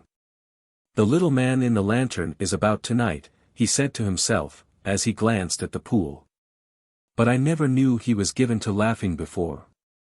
Once more he went round the common, and when he had passed the ruins he heard giggling and laughing, this time quite close to him. And looking down on the grass, he saw to his astonishment hundreds of little men and little women with tiny lights in their hands, which they were flinking 24 about as they laughed and giggled. The little men wore stocking caps, the color of ripe briar berries, and grass-green coats, and the little women had on old grandmother cloaks of the same vivid hue as the wee men's coats, and they also wore fascinating little scarlet hoods. "I believe the great big chap sees us," said one of the little men, catching sight of Jan's astonished face. "He must be pisky-eyed, and we did not know it." "Is he really?" cried one of the dinky 25 women. "'Tis a pity," as the little man nodded. "But we'll have our game over him all the same." "That we will," cried all the little men and little women in one voice. And, forming a ring round the great tall fellow, they began to dance round him, laughing, giggling, tee-hooing, and flashing up their lights as they danced. They went round him so fast that poor Jan was quite bewildered, and whichever way he looked there were these little men and little women giggling up into his bearded face. And when he tried to break through their ring they went before him and behind him, making a game over him, he said. He was at their mercy and they knew it, and when they saw the great fellow's misery, they only laughed and giggled the more. "We've got him!" they cried to each other, and they said it with such gusto and with such a comical expression on their tiny brown faces, that Jan, bewildered as he was, and tired with going round the common so many times, could not help laughing. They looked so very funny, particularly when the little women winked up at him from under their little scarlet hoods. The Piskeys, for they were Piskeys, hurried him down the common, dancing round him all the time.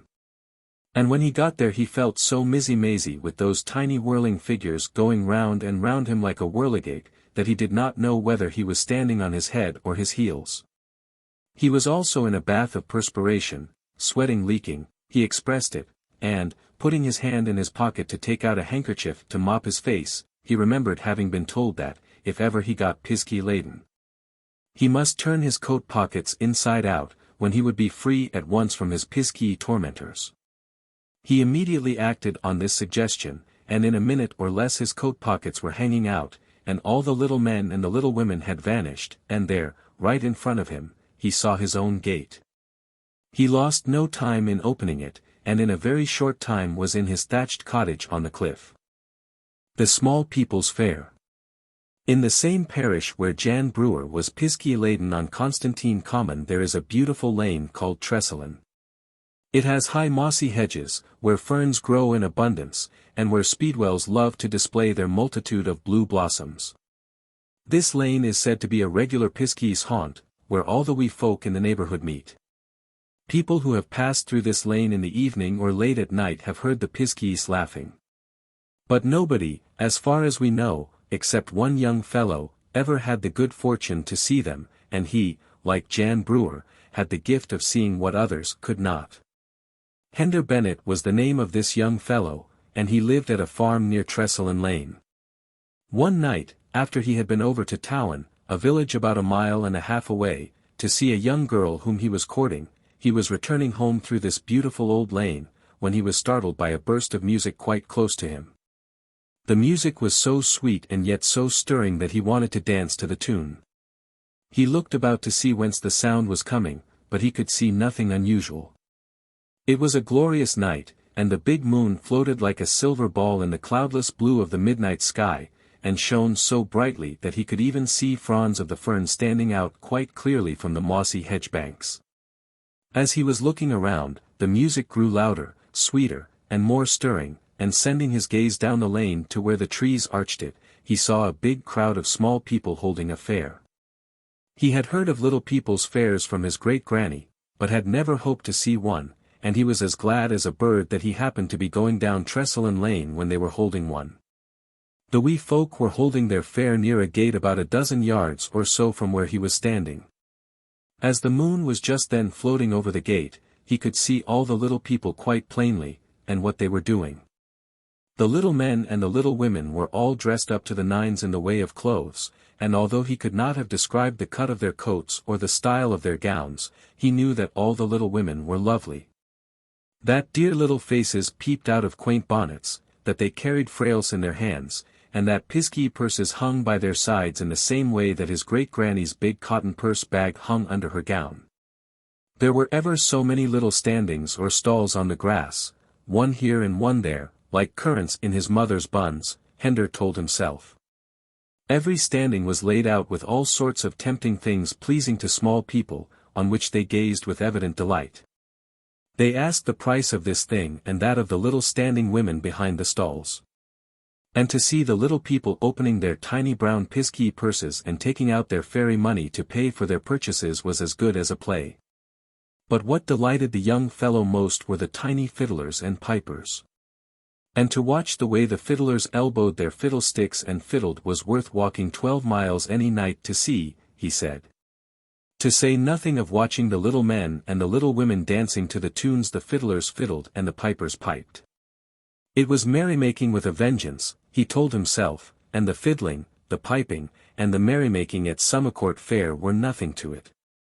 The fair itself was held a few feet away from the standings and the merrymaking, and when Hender could turn away his gaze for a few minutes to look at the little people's fair park, he saw a sight he feared he should never see again. There were scores of fairy horses, and as many bullocks and cows, and flocks of sheep and goats, none of them much bigger than those quaint little animals in toy farmyards, but these were all alive, he could tell, by the prancing of the horses. The sheep were confined within hurdles. There were pigs there as well, only to Hender's eyes they looked exactly like very large sow pigs, 26 all of which were in small stone enclosures. Moving about among the animals were little men who were dressed like farmers, but whether they were farmers or not he could not tell. It was all so wonderfully interesting to Hender that he stood still like one in a dream, till one of the little men in a smart green coat went over to a very pretty little lady, who reminded him of his own sweetheart whom he had not very long kissed good night, and asked her if he might treat her to some fairing, and he took hold of her little hand and led her up to the standing. And when he opened his purse to pay for what he bought for his lady-love, Hender had to give vent to his feelings, and he cried out, "I could not have done it better, no, not even if I had bought a fairing for my own little sweetheart. No fy. I couldn't." The words were no sooner spoken when the small people's fair vanished, little people and all, and the only thing left to show that a fair had been held were a dozen sow pigs in a stone enclosure. The Piskeys who did Aunt Betsy's work. In our great-great-grandmother's days people very seldom went away visiting.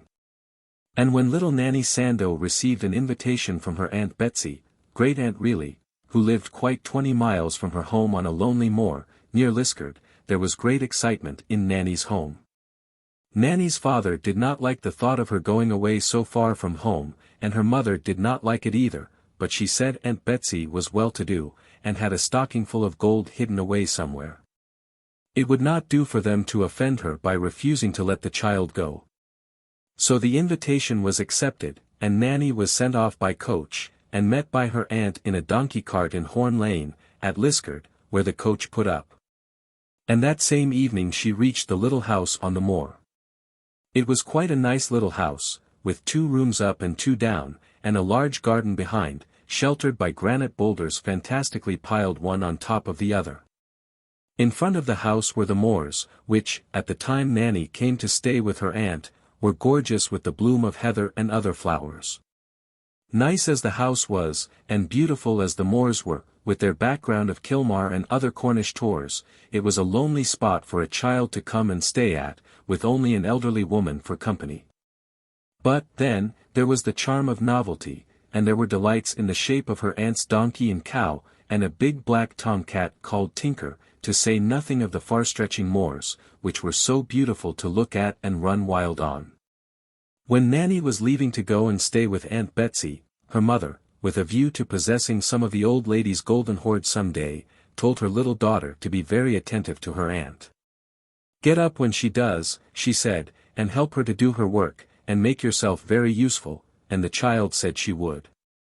Nanny, when she was going to bed on the evening of her arrival, remembered her mother's injunction, and said to her aunt, "Please call me when you get up, I want to help you to clean up the house-place." But the old woman did not call her grand-niece, and let her stay in bed till breakfast time, and when the child came down she found all the work done, and everything clean and shining.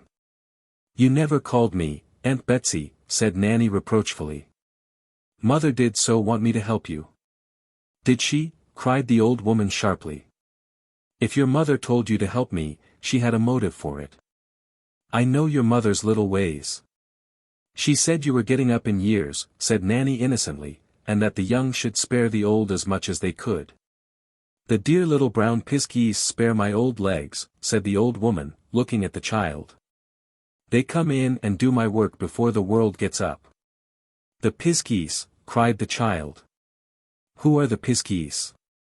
I never heard of them before." "You must be a very ignorant little girl not to have heard tell of the Piskeys," cried Aunt Betsy, lifting her hands in surprise. "They are dear little people who take strange likes and dislikes to human beings. If they happen to like people very much, they come into their house and do their work for them. They have taken quite a fancy to me, and come into my house every night and clean up the house-place, polish the candlesticks till they shine like gold, scour the pots and pans, and wash and clean everything that wants cleaning." "How very kind of them," said Nanny. "They must be dear little people. I do wish I could see them doing your work, Aunt Betsy. It would be something to tell father and mother when I go home." "I don't expect you will have the good fortune to see the Piskeys," said the old woman. "They are little invisible men and women, and nobody ever sees them unless they happen to be pisky-eyed. As you have never heard about these dear wee folk till now, it is quite certain you have not the gift." "Are you pisky-eyed, Aunt Betsy?" asked Nanny eagerly. Her aunt did not answer, and told her little grand-niece to sit up at table and eat her breakfast. The child was too full of the little people to eat much breakfast, and the more she thought about them, the more anxious she became to see those dear wee folk, who were so very, very kind to her Aunt Betsy. The next morning Nanny got up ever so early, with the hope of seeing the Piskeys, but, early as it was, Aunt Betsy was down before her. The work was all done, and the table laid for breakfast, as on the previous day. "The Piskeys came and did it long before I was up," remarked her aunt, not noticing the child's face of disappointment, glancing round the big kitchen, with its stone-flagged floor, just washed, and looking as blue as the tors. And up at the dresser, with its china looking as if it had been washed in sunshine, it was so sparkling. And as for the tall brass candlesticks on the high mantelpiece, they were dazzling in their brightness. "It isn't fair that the little people should come in and do all your work when I wanted to help," said Nanny. "I am used to Piskeys, but not to children," returned the old woman. "If you really want to do something for me, you shall go out on the moors and pick me a nosegay of wild flowers. It will make the kitchen look nice, and will complete the work of the Piskeys."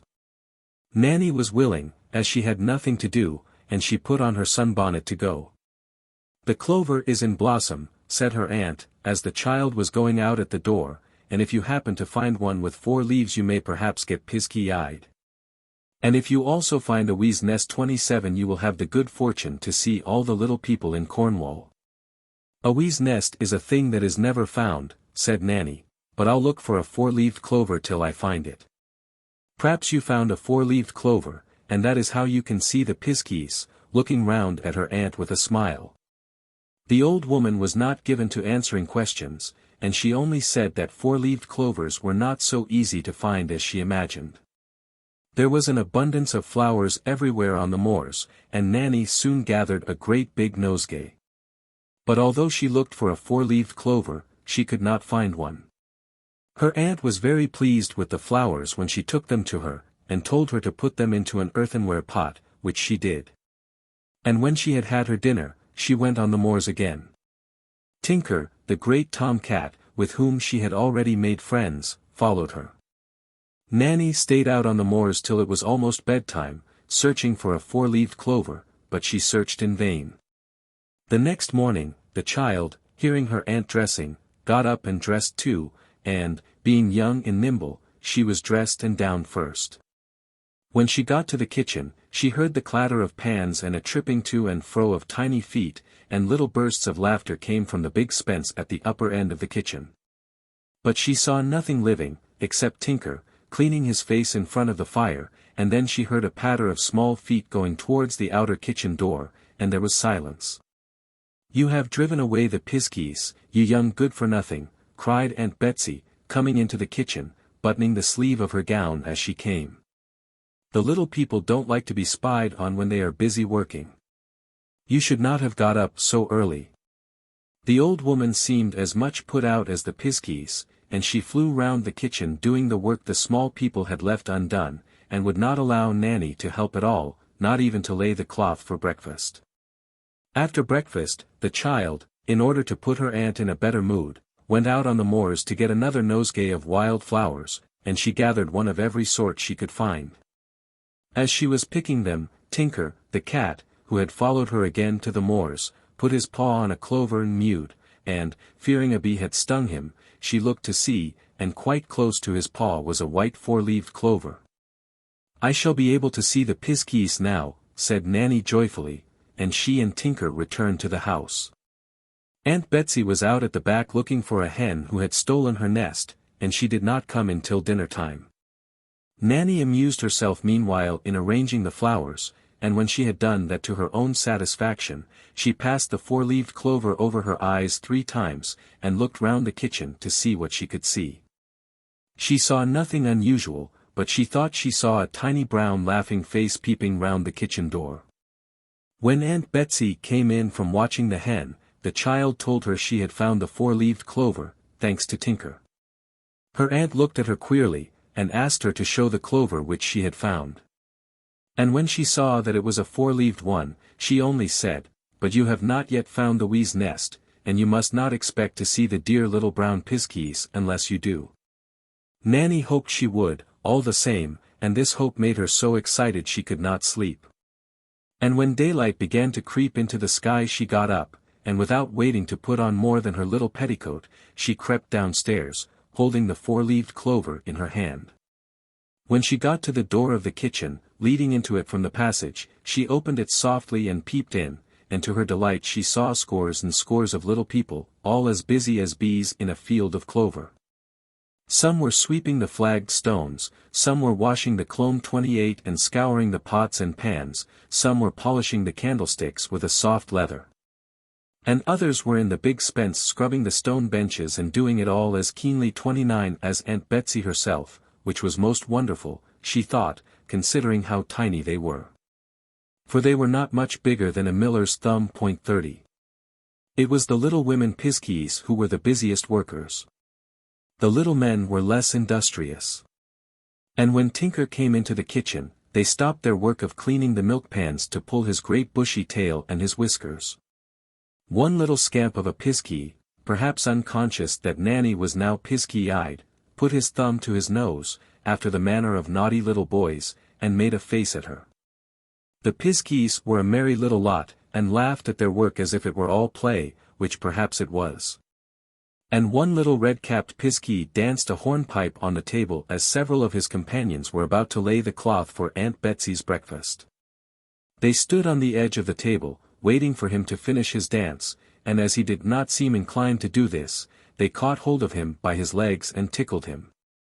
The little piskey who was being tickled, and those who tickled him, looked so comical that Nanny laughed, which made them stop and look round. "There is a little maid watching us from the door," said one of the piskies in a whisper. "She is piskey-eyed, the same as Aunt Betsy, and she will be spying upon us now, sure as eggs are eggs. I think we had better forsake this house and go and do work for some other old woman." And, to Nanny's distress, they went, and ever after Aunt Betsy had to do her own work, which made her so cross that she sent poor Nanny home to her parents at the first opportunity she had. And when she died, which was not a great while after, she left her little hoard of gold to strangers. Nanny's father said, was a great pity, but that his wife was to blame, for if she had not urged their little maid to help the old lady to do her work with the unworthy motive of having some of her gold, Nanny would never have wanted to see the Piskeys doing Aunt Betsy's work. The Piskeys who carried their beds. Many years ago the Piskeys used to dance on a grassy place on the top of the cliffs overlooking New Train Bay in the parish of Padstow. They danced there so often that the grass was worn quite bare, and until the cliffs on which they danced were undermined and broken down by the rough sea, the marks of their tiny feet were plainly seen. An old woman who lived a short distance from New Train Cliffs used to tell people interested in fairies that she had often seen them dancing there. They danced 2 and 2, she said, and so near the edge of the cliff, you would have thought they would dance over. But they never did, they were far too clever for that. Ginny Chapman was the name of this old woman. She was quite a character in her way, and almost as interesting as the small people she loved to talk about. She was a little quick woman, with twinkling dark eyes, and whenever she went over to New Train to watch the Piskeys, she wore a black cottage bonnet over her neat Jinnygik cap, a blue print apron, and a quaint little black turnover with a wide border of red cones. This turnover she called a queue shawl, because the cones on its border were the shape of queues, she said. It was the great pleasure of her dull, uneventful life to see the Piskeys dancing, which she was simple enough to believe they did to give her pleasure, and she embraced every opportunity to get to the New Train Cliffs to watch them. Ginny had watched the small people so often that she knew every one of them by sight, and how many there were that danced. They never took any notice of the little old woman in the cottage bonnet, the quaint shawl, and blue print apron, watching them dancing near a low stone hedge green and gold with samphire. And they laughed and talked to each other just the same as if she were not present. They never danced, as far as Ginny knew, except when the moon was high, and they left off dancing when the moon set like a ball of fire over the great headlands. But she did not know where they went after the moon had gone down.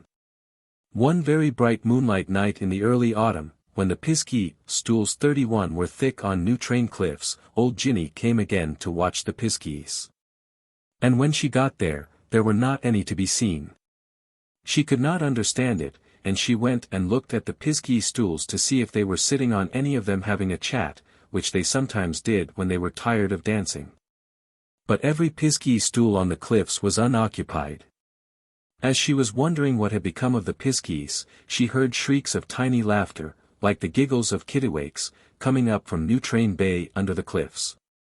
And she hastened down the steep road leading to the bay, which was romantic looking, and almost shut in by tall cliffs, as fast as her old legs would take her. When she got to the bottom of the road, she met 4 little Piskeys coming up, carrying a large Piskey bag between them. And being very anxious to know what they were going to do with the dark brown thing, she said, "My little dears, will you kindly tell me what you are going to do with the Piskey bag?" They were evidently too surprised to answer the old woman at once, for she had never spoken to them before, and they stared up at her open-mouthed. "To sleep in when the cold weather comes," answered a Piskey at last. "They are ever so comfortable to snuggle under when the snow is on the ground," said another little Piskey. "Sleep in them, do you?" cried old Ginny, greatly interested. "To think of it now. I expect they are as warm as the blanketing the blanket weavers weave in their looms at Padstow. But I never knew before you slept in the bags, I thought you kept your money in them." "We don't, then," cried the Piskeys, grinning all over their little elf faces, which were almost as brown as the Piskey bag they were carrying. "We use the tiny young bags to keep our money in, not big ones like this." "Up we go!" cried one of the Piskeys to his companions, giving the one nearest him a poke in his ribs. And the 4 little brown men began to ascend the steep road, carrying the piskey bag by its 4 tails, swinging it to and fro, and shrieking with laughter as they swung it. Ginny watched them for a few minutes, and then went down to the pebbly beach, where she saw dozens of little brown men in companies of 4, each company bearing a piskey bag between them. There was a long string of these little people from the water's edge to where she met them, which was about a dozen yards from the foot of the steep road.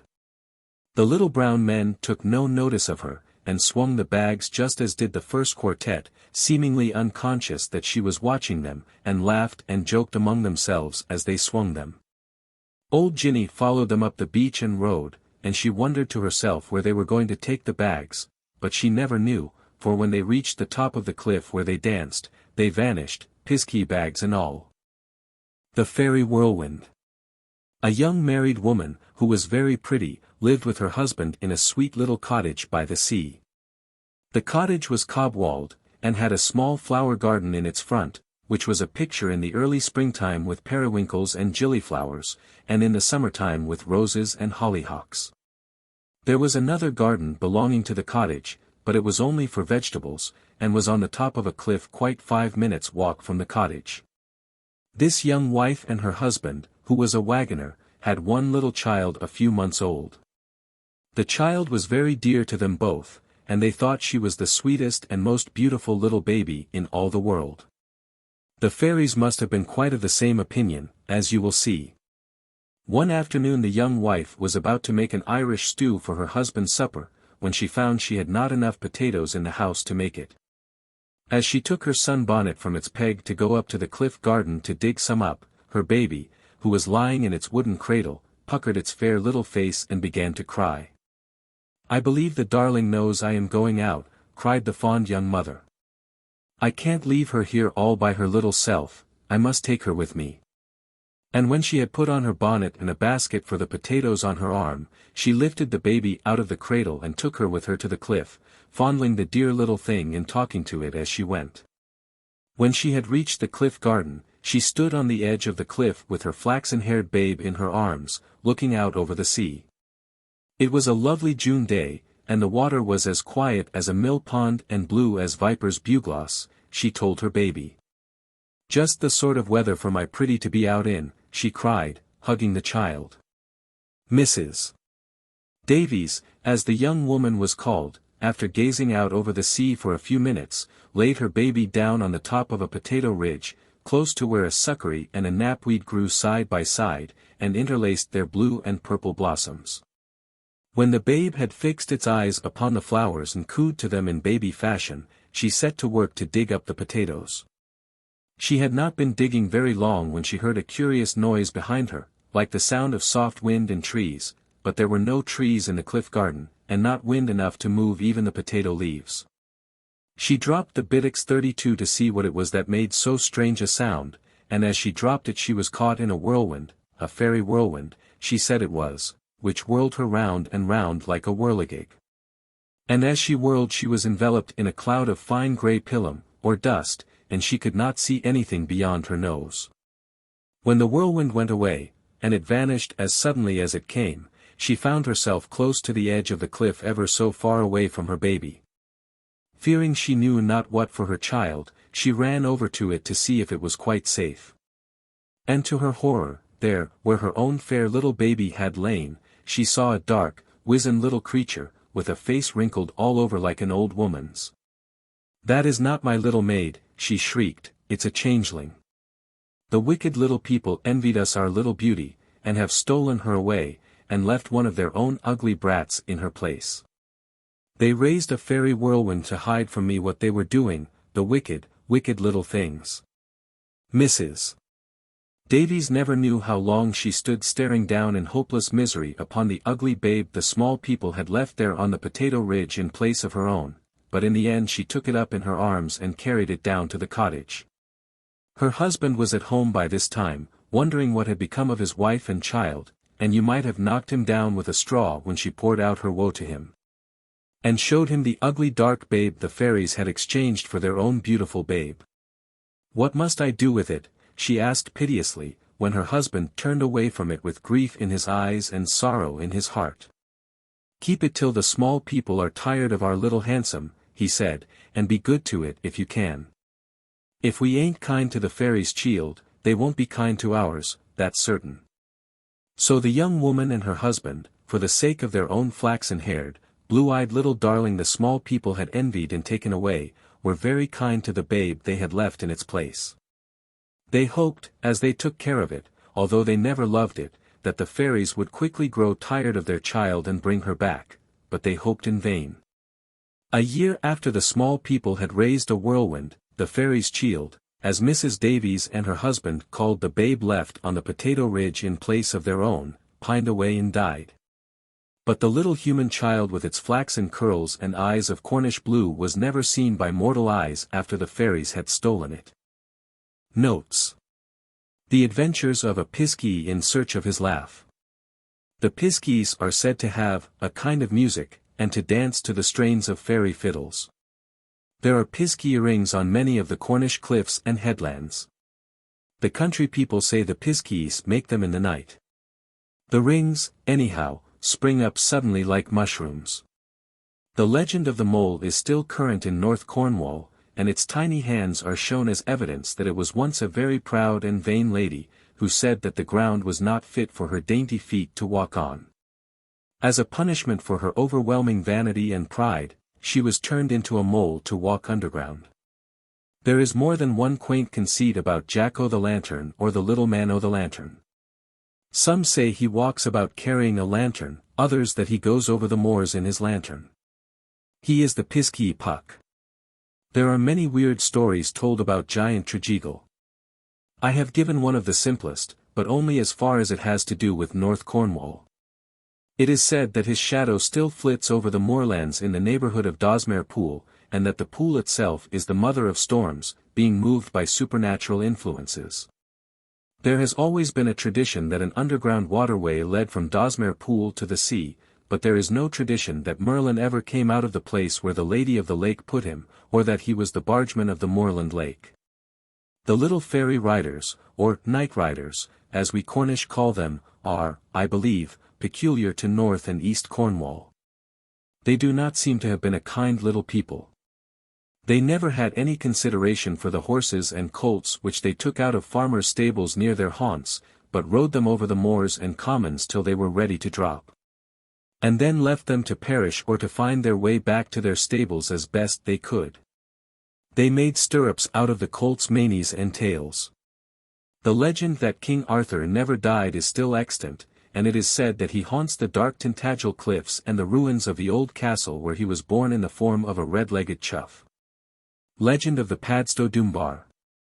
The above legend is doubtless a myth, but it is a fact that a wailing cry is sometimes heard on the Doombar after a fearful gale and loss of life on that fateful bar, like a woman bewailing the dead.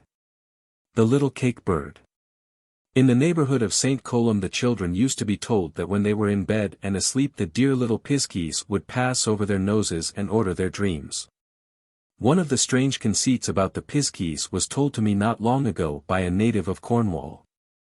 He said he had heard the old grandfers and grannies say that the Piskeys were the spirits of stillborn and unbaptized children, which will perhaps explain the curious belief that small people were not good enough for heaven nor bad enough for hell. The gay little Piskeys seem to have their wistful moments and yearnings for higher things. They are said to listen at windows and doors in moorland villages when Christian people are saying their prayers. It was the custom in some parts of Cornwall to put a piece of dough in the shape of a bird on the top of the children's Christmas Eve buns, to remind the children that the white-winged angels sang when the babe of Bethlehem was born. If I remember rightly, the buns were eaten hot from the oven. The Impounded Crows. This is a well-known legend. The Crow Pound, where little Saint Neot impounded the pilfering crows, was in existence not a great while ago. It is now a field. The Old Sky Woman. Wherever the snow falls in North Cornwall, especially at Padstow, little children cry one to the other that the old woman is up in the sky plucking her goose. The Little Horses and Horsemen of Padstow. The quaint little figures on the housetop in the old town of Padstow are visible to all the passers-by, and sometimes strangers ask why they were put there, a difficult question to answer, as nobody knows for certain. Perhaps they were placed on the ridge of the house for the Piskeys to dance on, or for the fairy riders to ride. Or maybe they were put there in the days of the civil wars, as a token that the house on which the little steeds and the little horsemen were perched was a refuge for King Charles's cavaliers. There is no tradition about the small horses and their riders, but the children were always told, as the tale says, that when they heard the clock strike 12 they galloped round the market and town. The Piskeys Revenge. It used to be held, and is still told, that the Piskeys came in through the keyhole and ate up the good things. Children, when they knew that cakes were made and asked to have some, were told that the Piskeys had eaten them all. They had a special liking for junkets and sugar biscuits. The Piskeys who did Aunt Betsy's work. Some of the Piskeys were kindly disposed, and were credited with doing kindly acts, and it is said that they often came into the cottages in the night time and cleaned them. When the cottages looked very clean and neat it was said that the Piskeys had done it. How Jan Brewer was Piskey-Laden. Legends about Piskey-Laden people are as plentiful as blackberries. The present one comes from the neighborhood of Constantine. The end.